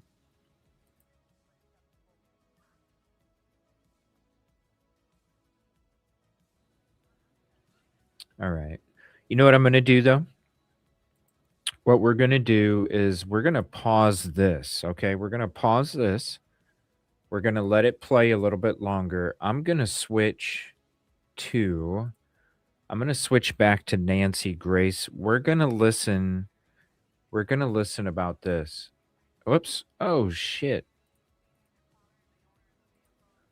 We're going to listen about this. We're going to listen about this map from Annie Guthrie that she gave law enforcement. So this is from Nancy Grace. Review of video footage from not only that Uber driver, but from Annie Guthrie's vehicle to determine not just what was Mrs. Guthrie wearing, what was her demeanor, did she look ill, was she concerned? Not just that, looking for the vehicle, and that is going to require a lot of enhancement of the video. God willing, the video is still there. We also learned that fresh eyes are reviewing the evidence from the feds. Do you think the Nancy G case had influence on the voting? Well, I'll put it this way. Until there was national media, I'm sure most of the community was fed up, but the people that voted him in outnumbered the people that were fed up. But or maybe people that were on the fence, right? Or people that were afraid, to speak out, because you're talking about a sheriff's department, right?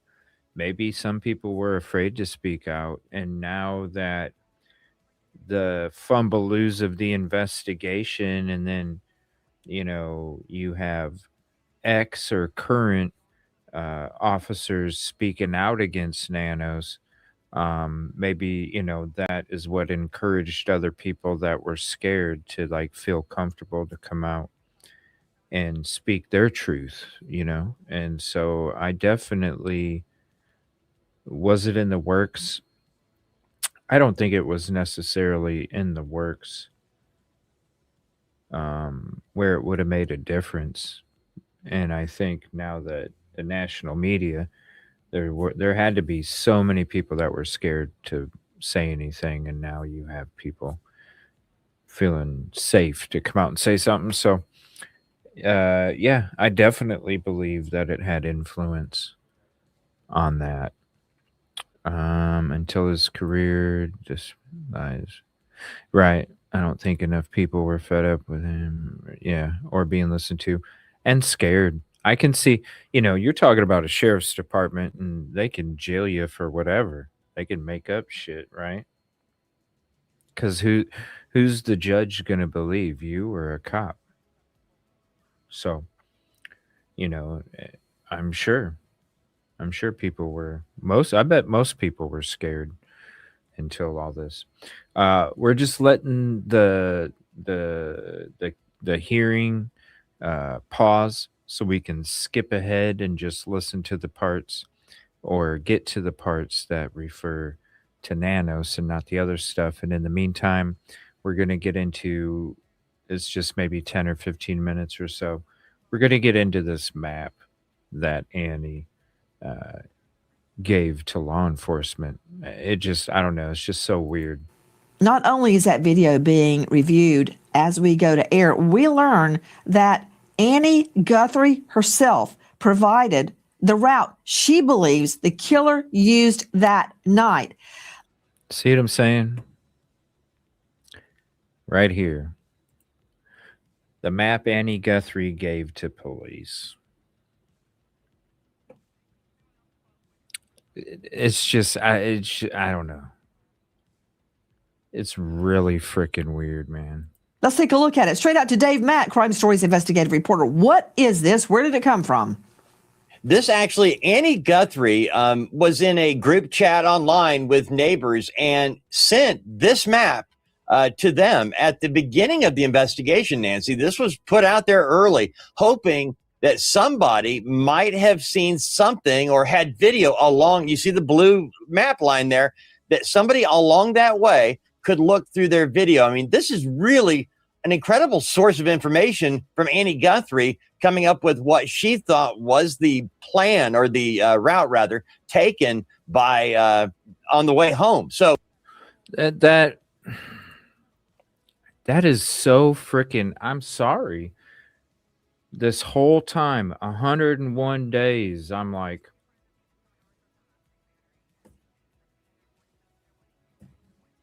why are we talking about? Now I'm sitting here going, you give this to police that this is the probable route of the person. What? What?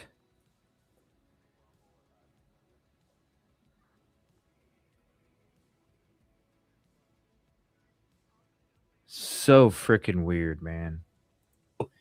They're looking for anyone along this pathway, you know, that might have seen something.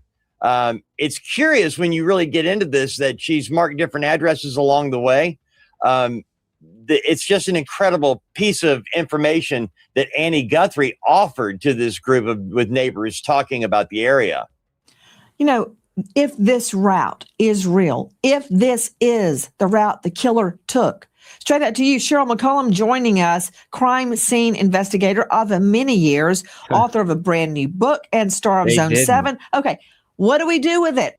They didn't take that freaking route. They're not gonna. That it's so asinine. This is the route that Annie Guthrie is allegedly convinced the killer used. It's full of evidence.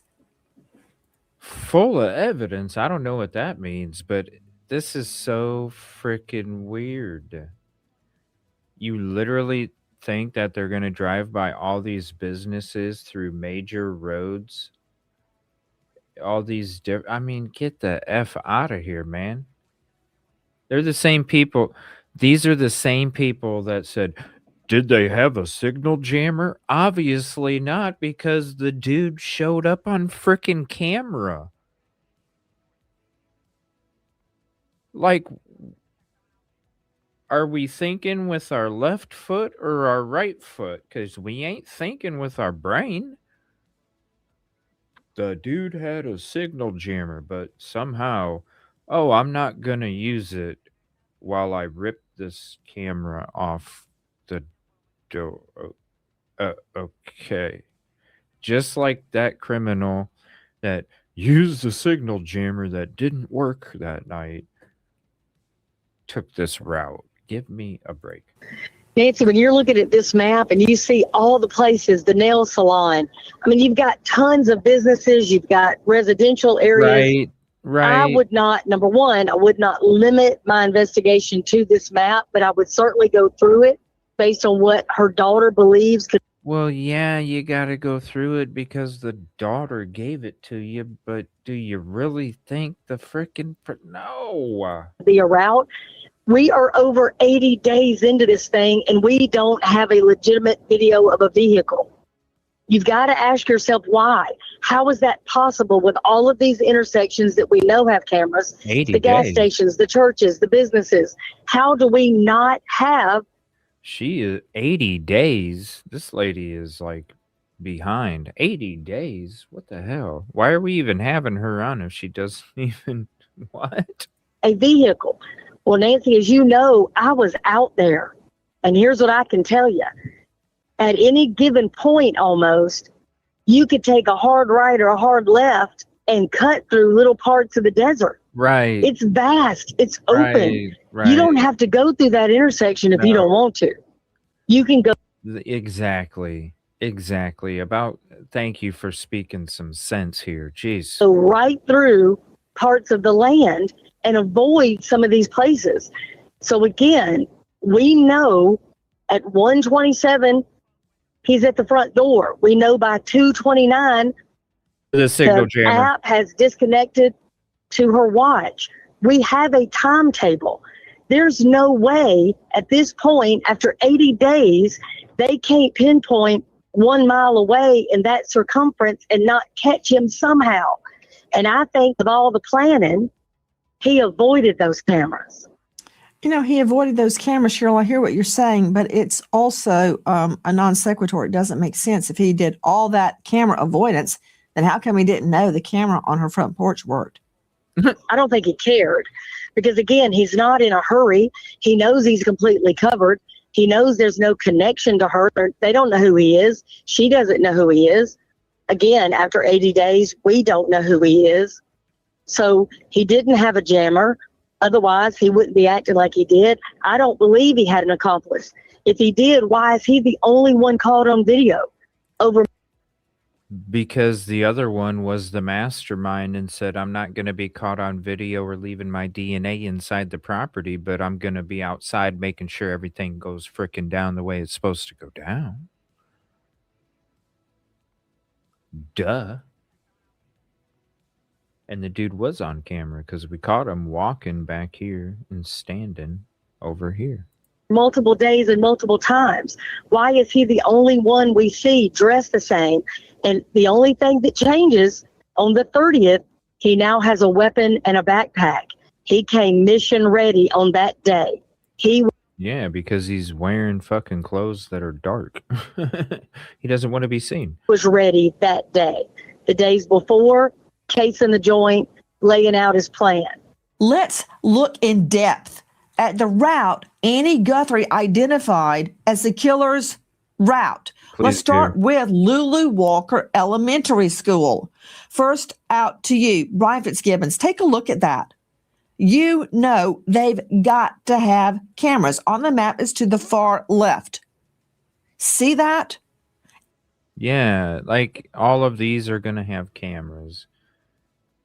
They're not, this is crazy. Let's look over here, but really we should be looking down here. Like the person that committed this crime has got to be sitting back going, I'm so glad people are morons. You know? I'm so glad. I'm such an idiot for being on camera. I'm so glad people are morons. It's on the frontage. In other words, it faces the street. They have got to have cameras all over. What do you make of it? Yeah. Yeah, and this map was provided by Annie Guthrie. Hey, you got, Jay Gallagher, you got a better chance of driving those back roads and having one of those fucking county cops hitting you than you do driving around this route that has fixed surveillance that records 24 hours a day. You know, like you're driving by like so many witnesses. But hey, you might come across one of those counties, but more often you might not. So the odds are in your favor when you break down the statistics. The odds are always in your favor for the back roads, always. Guthrie out to the public in an effort to generate video tips, right? To identify a route and say, hey, any private residences and individuals that may have captured video, send this in right away. Now, to your point about the elementary school, we've got public locations like a school, library, and then you have private businesses along that route, pharmacies, gas stations, things like that. You got a ton. Undoubtedly captured video at that time. And I think we've talked a lot about a lot of the missteps here. Getting this route information out was not one of them. This would help generate those leads and help people to save that video before it expired. Bro, you don't think that, like, you really think, okay, you, dude, you're a smart guy, right? You honestly think that Annie, when she gave the map to law enforcement, they looked at it and went, let's not release this. You honestly think they didn't go to each of those businesses and said, hey, we need you to look through your footage? For real? That's, man, if you think, because think about it, they don't have any leads. You think that they obviously let the crime scene get contaminated. You think that they're like, shit, guys, let's just ruin every freaking possibility that could exist. Let's just do that. No. If you have Annie coming up going, I bet you the person might have taken this route. You don't, it takes nothing to assign one cop to take a piece of paper and go, okay, let me go along this route and make sure and spend a whole day going to each business, letting them know, hey, I need you to look through your footage. I need you to get your footage from this particular date and time. And I'll be back tomorrow or the next day to get it. Like, come on, man. You think that they didn't go look at it? Come on, man. Where are these people from? Where are these people from? Where did this came from? Annie. This map came from Annie, and she gave it to police in the very beginning and said this is the route that she thinks the person that committed this crime took. Like, and this guy's like, that they needed, dude, they already did that day 2 and 3, Joe Scott, there is a plethora of information. Look at the elementary school. What do you see? Okay, this is ridiculous. Here, let's switch back to this real quick. Hold on. Let's see what we got going on.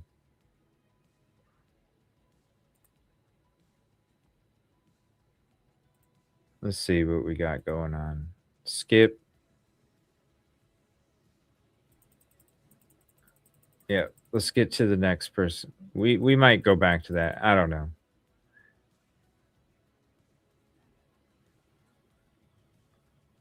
It's a waste of time to hear dumb shit.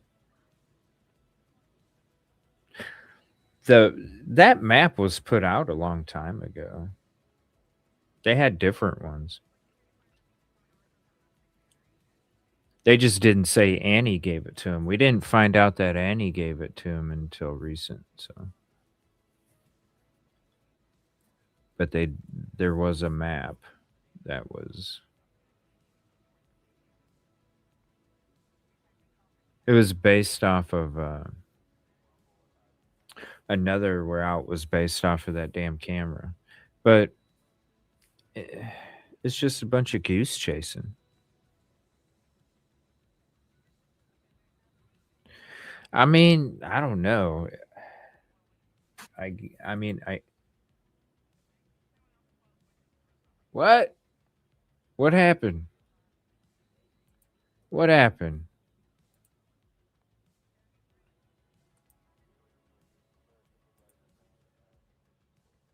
There's a new. Okay, hold on. The standard schedule and opportunity to voice our concerns. All right, hold on. They had to Of start it over. libraries here.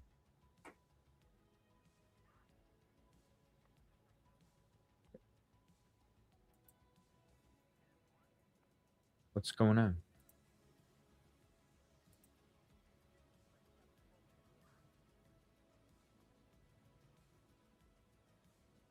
Folks out there, as you can imagine.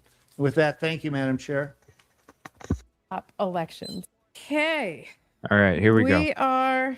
I was asked if we could approve quickly an item that is connected to the audit.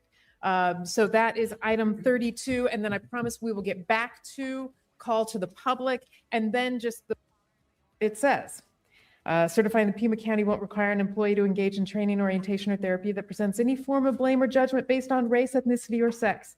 And further, won't use public monies for training, orientation, or therapy that prevents any form of blame of judgment based on race, ethnicity, or sex. Because this is a state statute, we need to be in conformance. We are required, essentially, we have to approve this. But the absurdity of this law is even more evident today in a state that is facing a financial. Is item 32. No one said it had to be approved unanimously. All right, so the call to public All right. is coming back here soon. Now we will move back to call to the public. Cool, here we go. We guys. have, and thank you for your patience, everyone. Our next three speakers is just simply Regis. Then we have Lori Moore and Bruce Wheeler. As a reminder, 3 minutes to each of you.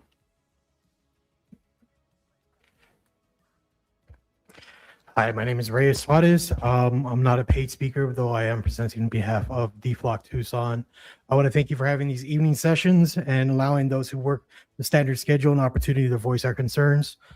Today, I want to address AI surveillance. From 2019 to 2021 in Pima County, there were 4 ALPRs set up. From 2021 to 2024, there were 10 implemented. And then in 2025 alone, there were 227 put up on our streets. By January of this year, there were 60 put up. By that trend, there could be over 300 placed just this year, almost doubling that amount, total amount. According to the Institute of Justice Peace, there have been at least 14 incidents nationwide. The same institute believes that due to a lack of sufficient auditing process, these incidents are likely to be much more prevalent. But Oro Valley has access to this data and seizures. All this data can be accessed without retrieval, without concerns. That we still say the Pledge of Allegiance. My name is Laurie Moore, District 1. I'm very grateful that we still say the Pledge of Allegiance before these meetings. To the Democrats on this board, I'm questioning your understanding of the word sovereign. Ooh, look at this lady right here. That remember her? Now she's back, giving those stares. Oh my gosh, she's scary. And your belief that the United States is a sovereign nation. Observations that I have made at these meetings make me question your loyalty to this nation and the U.S. citizens of Pima County. Mexico, for example, has flooded this country with drugs and human trafficking, yet there is a flag of Mexico hanging in the foyer, and no other foreign countries are so represented. In addition, the Democrats on this board have aided and abetted hundreds of thousands of illegal aliens in an attempt. All right. So we're going to go ahead and pause it because we're still waiting on Sheriff Nanos stuff.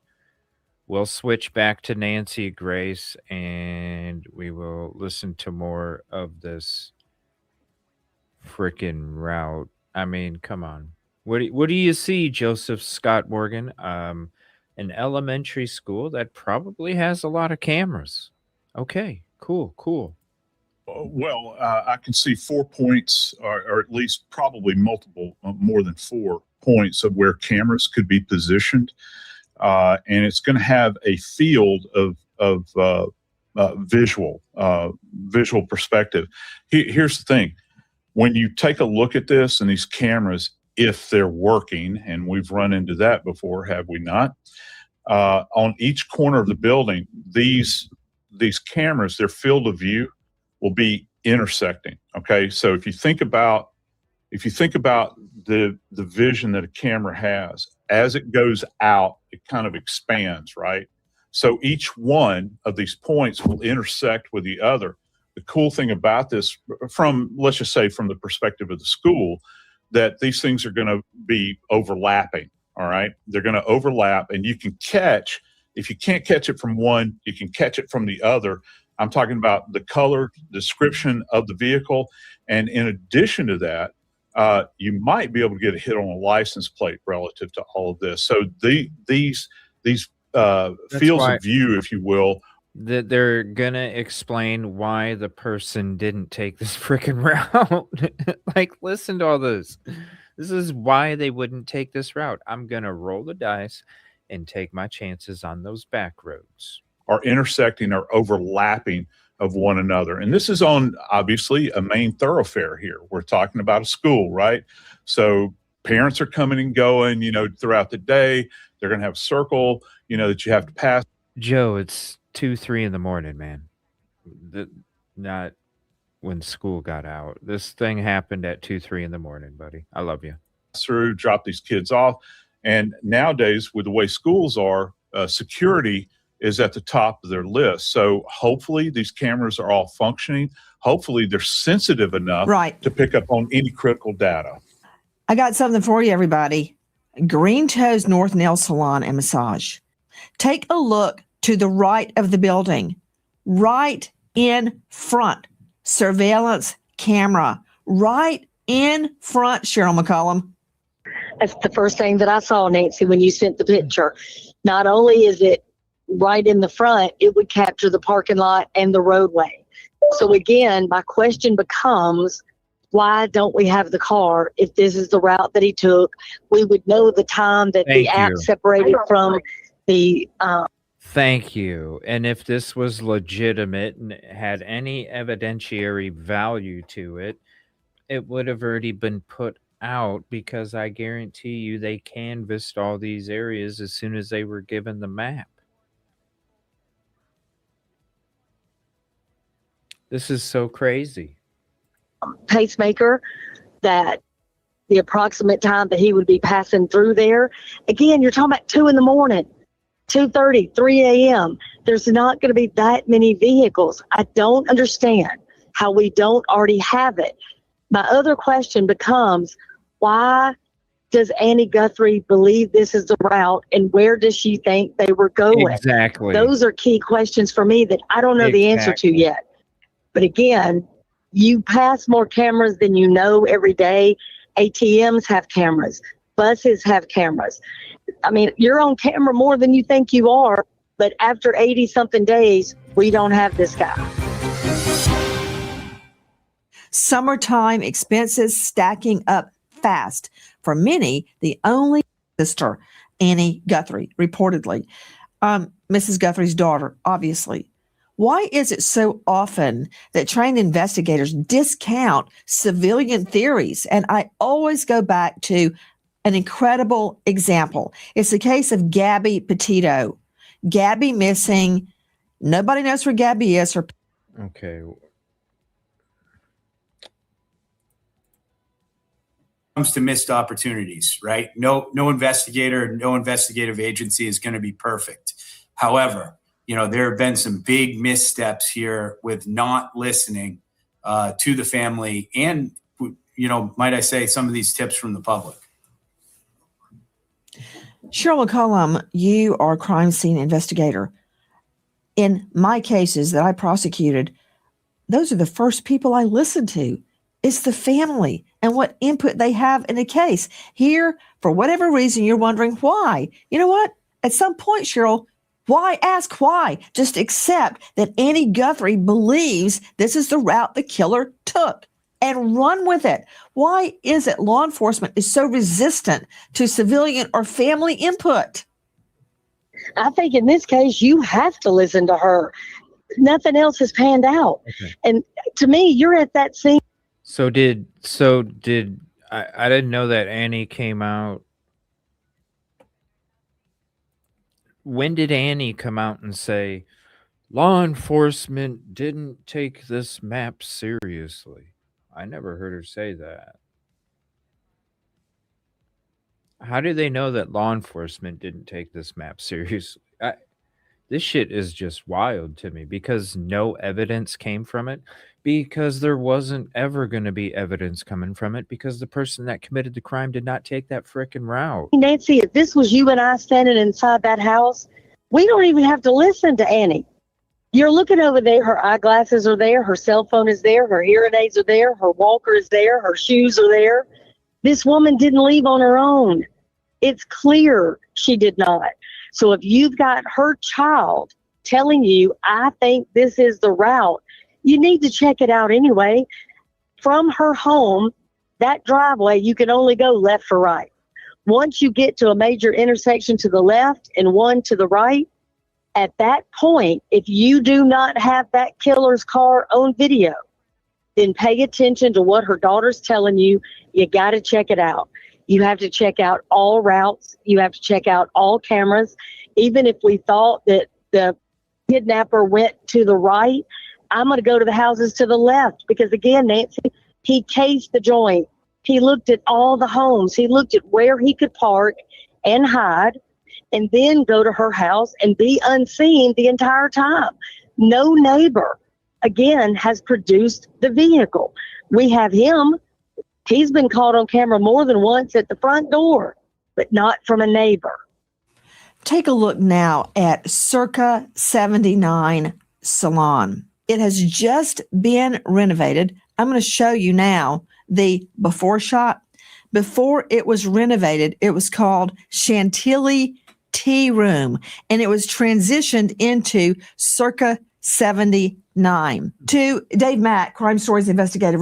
All right, we're just gonna go to we're just gonna go to all the businesses. We're just gonna go through all the businesses and go through possible surveillance. Okay.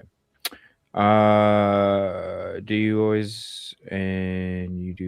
always have to repeat innocent until proven guilty? Yeah.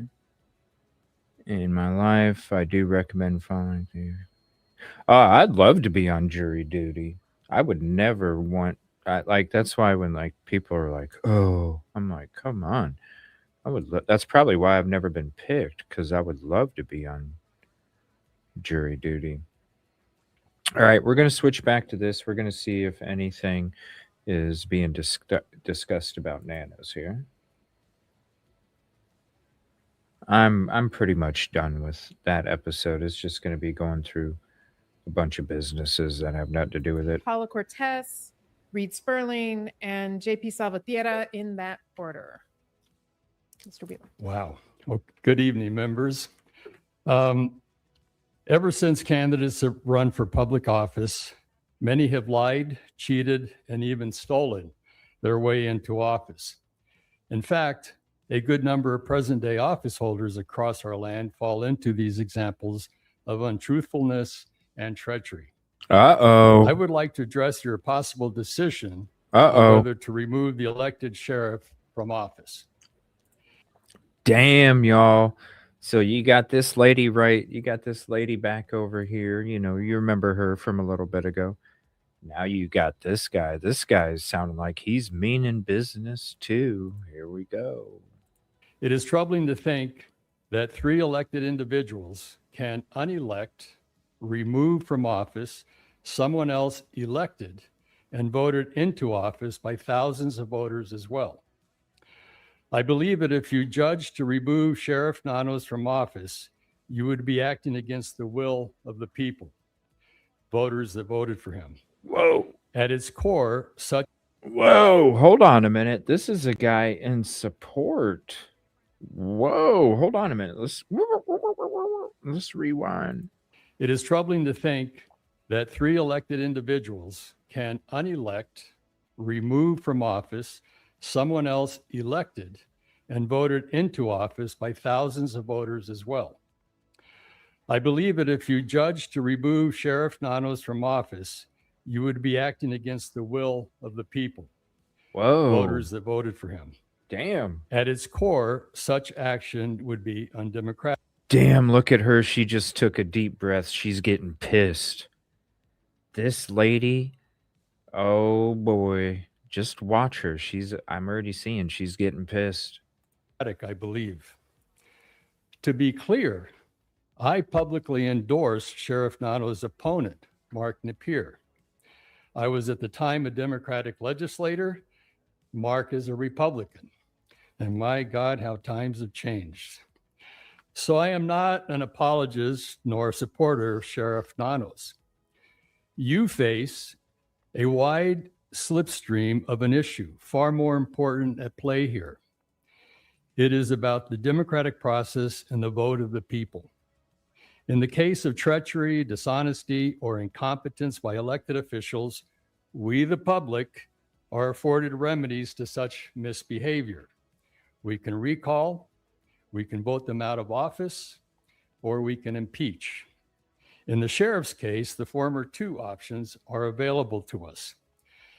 In summary, with the anachronism of an electoral college, which strips us all of a democratic one person, one vote in our national election process, gerrymandering, which has been unleashed on steroids by both parties, Whoa! I truly believe What? that if here 3, 4, or 5 of you were to vote to remove an elected official who may have or not acted dishonorably, but who has not committed a crime, you would be contributing to a most serious decline within our democratic fabric, that of our most cherished democratic values, the voice of the citizen, their vote.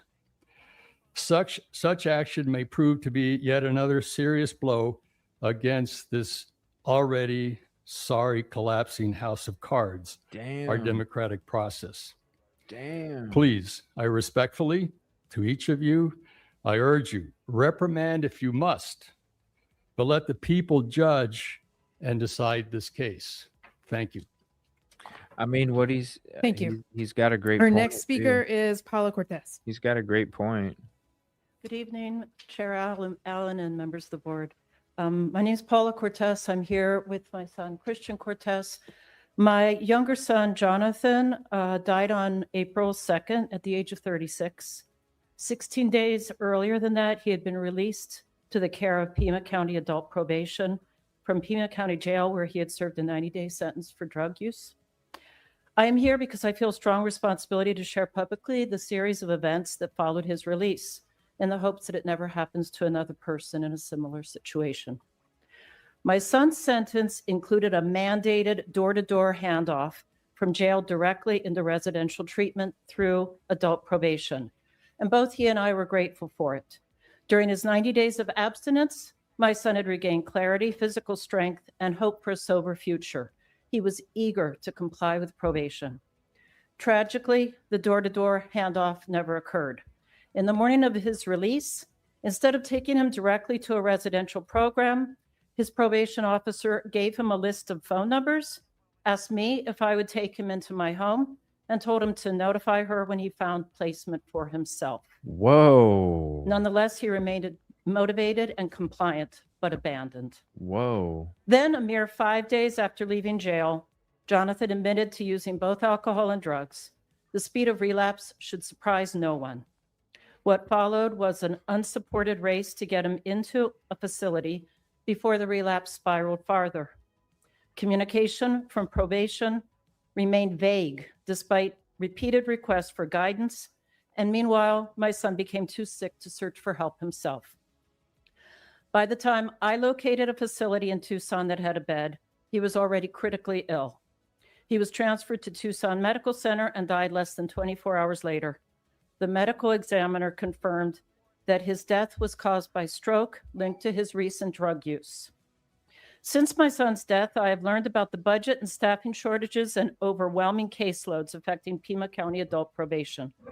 Overburdened officers lack the time to properly coordinate treatment placement.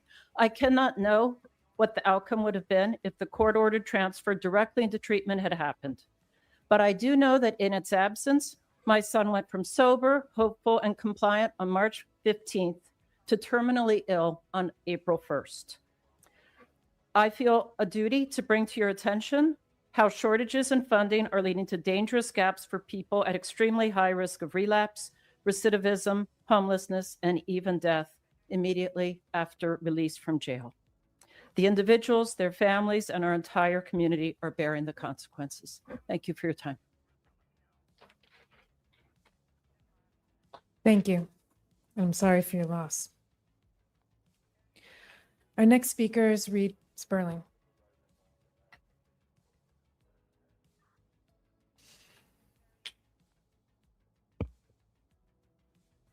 Good evening, supervisors. My name is Reed, and I'm not paid to be here.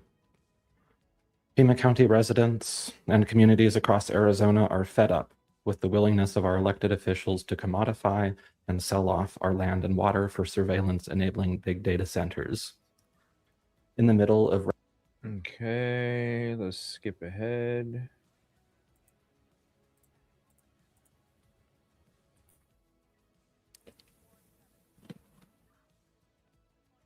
Yeah, very sad story.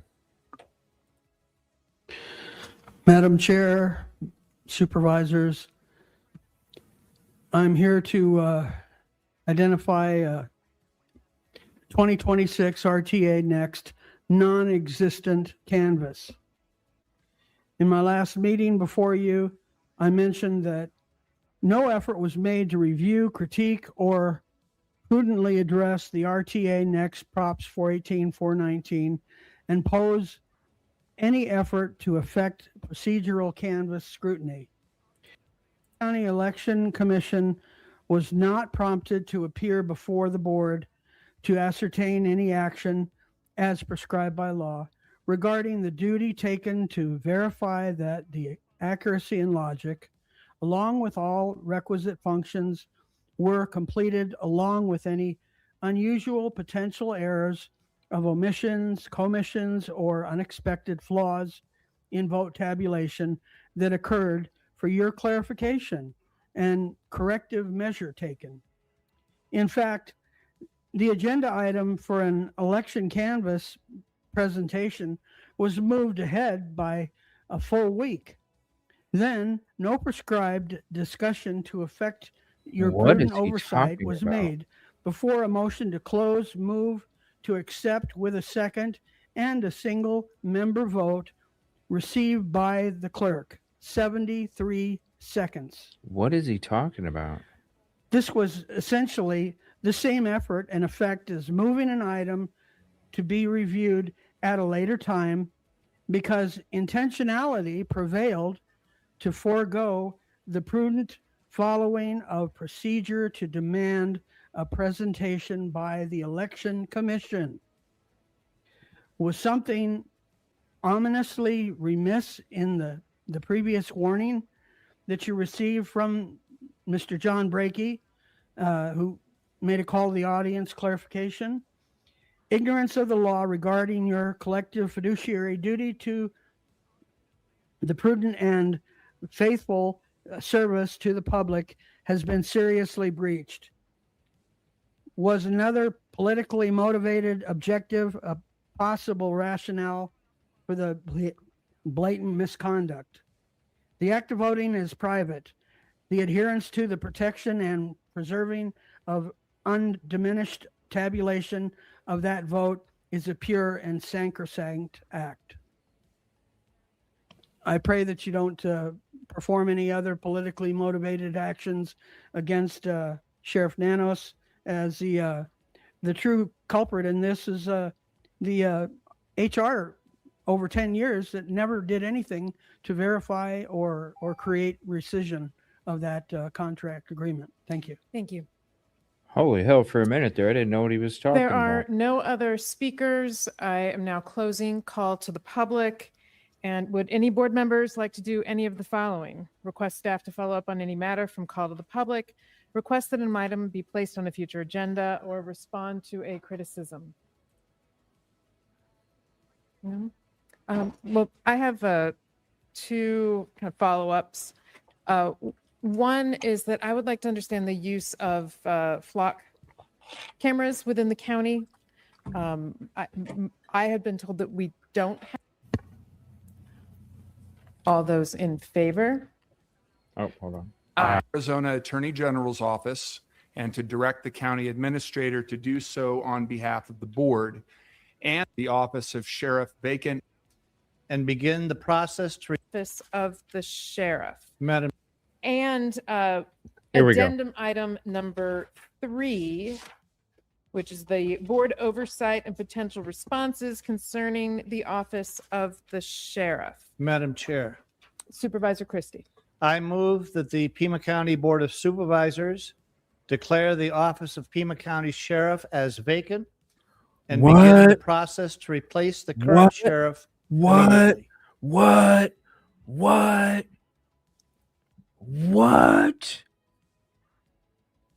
They're what?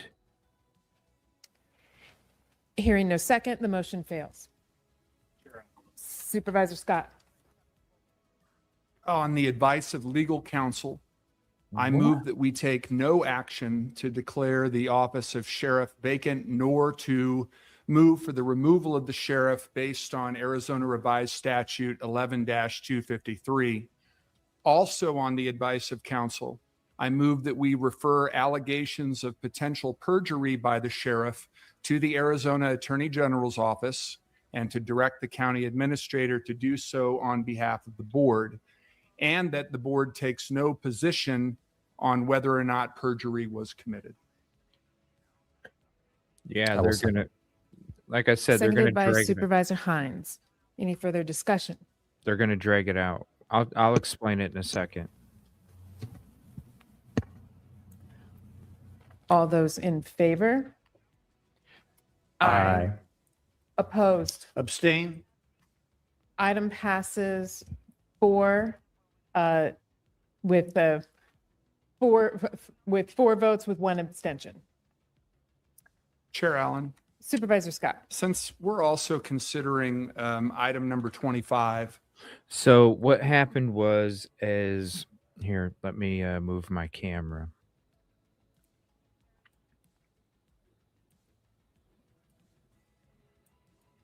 Okay. So the guy that's right there, this guy right here, is the guy that voted to remove Nanos. All right. So this guy was the first one.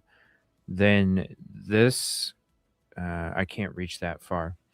This guy right here, then was the next one that was saying, I think we should send all of it to the Attorney General. I don't think any of us should make a comment whether Sheriff did this or didn't. Which, it's like what I thought. What's up, Yoli? It's like, what's up, Joel?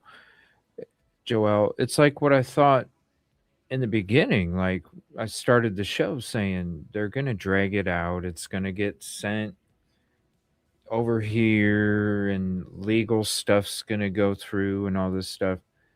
So that's what they voted on. So this guy right here is the one that was the one that said we should consider the seat vacant. There should be an election, and everybody else was like, they agreed with this guy right here that said we should send it all to the Attorney General and let them handle it, and we shouldn't make a stance either way. So they're basically protecting themselves, and they're going to send it to the Attorney General. Now, the Attorney General is going to look at it and go, yes, you committed perjury. The Attorney General is going to be the one to say, yeah, we're going to consider this seat vacant, because then, otherwise, what? So those other two speakers, right? The other two speakers speaking for Sheriff Nanos that we just listened to, these people up here on this board know damn well that if they would have voted Sheriff Nanos, all of those people that voted for Nanos would have showed up and filled this room up and probably had lines going all the way down 2 blocks. And they probably knew that. And so they're like, you know what? And you know what? They shouldn't. Those 5 people shouldn't make that decision. It should be sent to the attorney general. It should be handled legally. Fair is fair. It's like those other people said. As much as there's people that don't like him, there's also people that voted for him. And even though one of them didn't support Nanos, actually supports the opposer, he said, look, people voted, so yeah. I think it is fair sending it, and that's what it should happen, let them decide. I think that the motion that we just approved unanimously with one abstention speaks for itself. But my chief concern with what's been going on within the sheriff's department is that our elected sheriff has taken no discernible efforts to repair relationships and trust within our largest department. I think the most telling example of that was the unanimous vote of the Pima County Deputies Organization declaring no confidence in his leadership. Yes, there were over 60 members of that organization who abstained, but nobody voted that they had confidence in the sheriff's leadership, and well over 250 of the members of the organization voted no confidence. That's very telling with regard to climate and feelings about the stewardship of the department by its frontline employees. Yeah. Just as telling are the emails and letters board offices have received from current and former Pima County Sheriff's Department employees who have expressed no faith or trust in the sheriff's leadership. They've offered very specific examples of pettiness, favoritism, rash decision-making. To be fair, we have also heard from a number of employees who've expressed their support for the sheriff, but there really is only one person in that department who can bring all those people together. And again, it's our largest department in terms of number of employees, and that's the leader. He needs to take not just the first step, but the second step, the third step, the fourth step, the fifth step. Very smart to board. Try and bring up the level of climate within that department. You have to first admit the obvious, that there is a real crisis of confidence within the department in his leadership.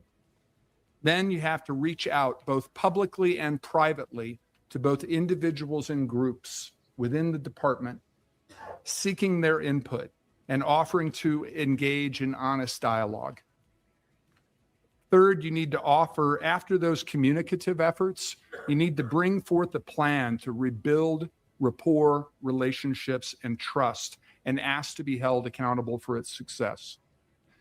Based on the advice of legal counsel, I believe, and obviously the majority of the board agrees, that we have the right to remove the sheriff, declare the office vacant. He met his obligations under the statute.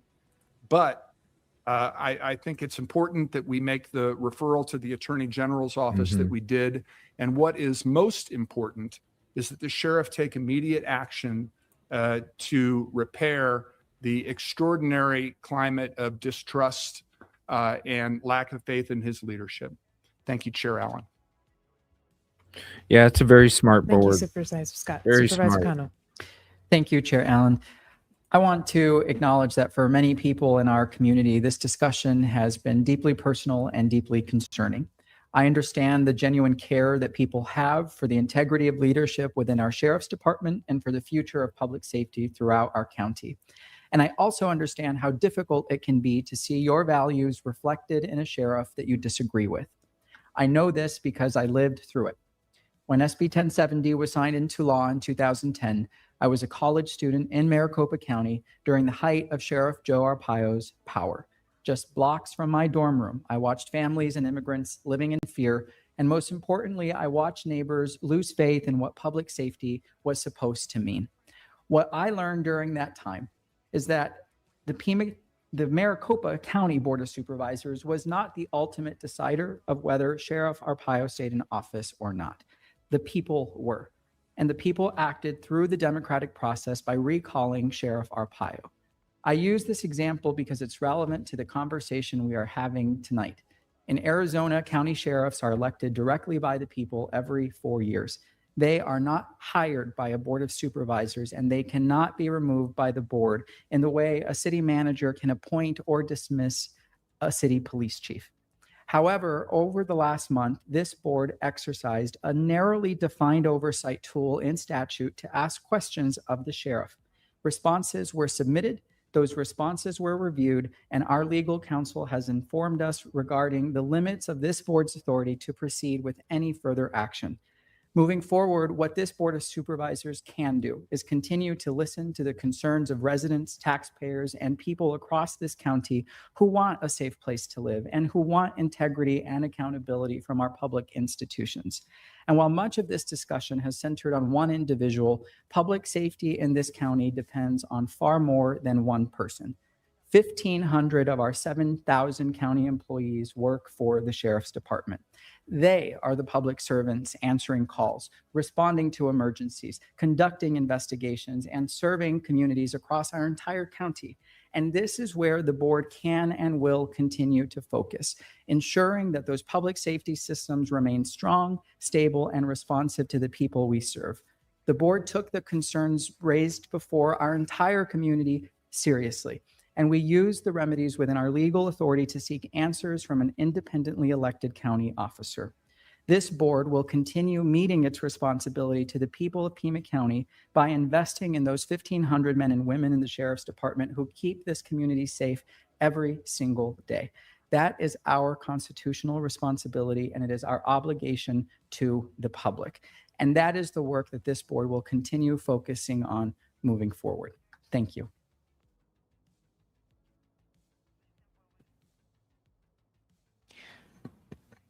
I want to thank my colleagues for your really thoughtful comments. This has been a challenging conversation. I think that the thing that I am clinging to, I think, holding on to, is the department. And I think, as Supervisor Cano alluded to, that it is the Sheriff's Department is our largest department in Pima County. And we rely on the deputies every single day. I represent a rural district, a district that is comprised of families who live out down bumpy dirt roads, seniors, immigrant families, other folks who call Pima County home. They rely on the Sheriff's Department for trust, right? That when they need to call the sheriff, the sheriffs will be there. Appreciate you being here. That justice will be served, that there will be responsiveness, that there is accountability, right? These are essential values for essential services. For some folks who are most isolated, for people who are most vulnerable, and people who live in fear. I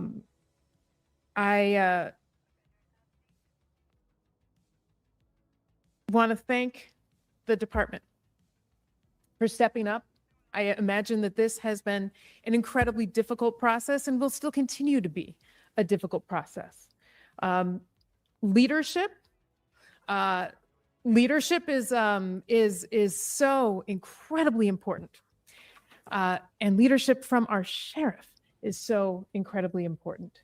And I hope that what we see in the path ahead is true leadership that looks out for the interests of the full team, that looks out for the interests of all Pima County residents, and reinstates the trust that is needed in our community, in our Sheriff's Department. I'll leave it at that. But Thank God. Thank you all for engaging in this conversation. Everybody else and bringing left it to the already. fore. Appreciate that. Everybody else left already. There's nothing else. We are They're like, moving we've on. been here before. we are going back to They're like, we've been here before. We've been here before. All right. So that was kind of unexpected. Nice little surprise there. Very interesting. Got to learn what was going down. Unfinished business from 4/21/2026. And it's finished now. I think they made the right decision. You know what I'm saying? I think they made the right decision. Let the Attorney General handle it. You know, yes, we all have concerns. Yes, we did everything that we could through a little teeny avenue to hold him accountable. And, you know, like Caddy said, show us that you deserve the job. And, but I think they did the right thing, you know. Even though they have concerns, and that's cool. They spoke about them too. They didn't just say, "Nope, we're not doing it," but they actually said, "Hey, look, you know, we do have concerns." So I really appreciate, like, that was shout out to all them, man. They got a really I can tell they got a really effective board there that can handle even tough situations and still navigate it with clear thought process. So shout out to them. Thank you all for hanging out. Appreciate you very much. Please hit the like, subscribe if you're not. Share this out to your socials and friends. We'll be back Thursday night, 7 o'clock. Notifications out. Topic to be determined.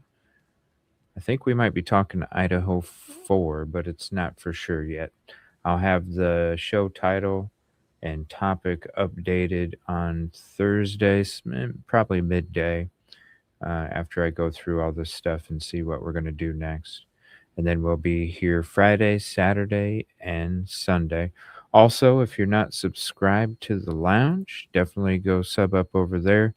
I might go hang out over there tonight.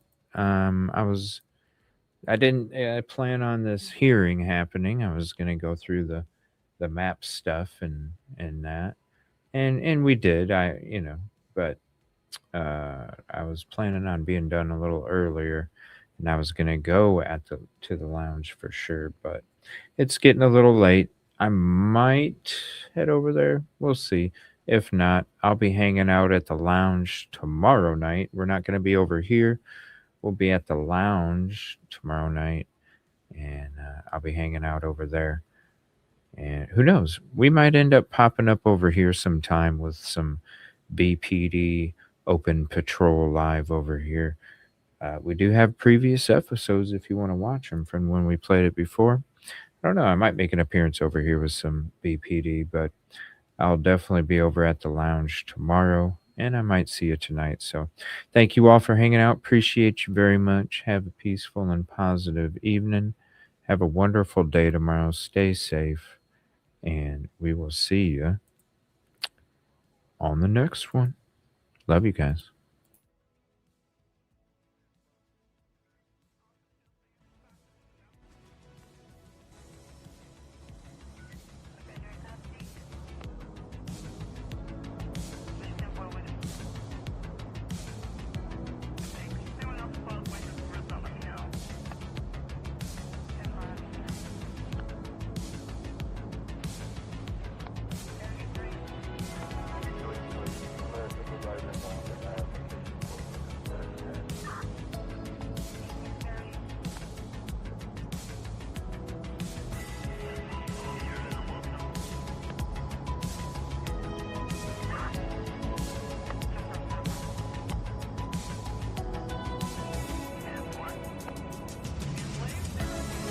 What's up, Stone? What's up, Glenn?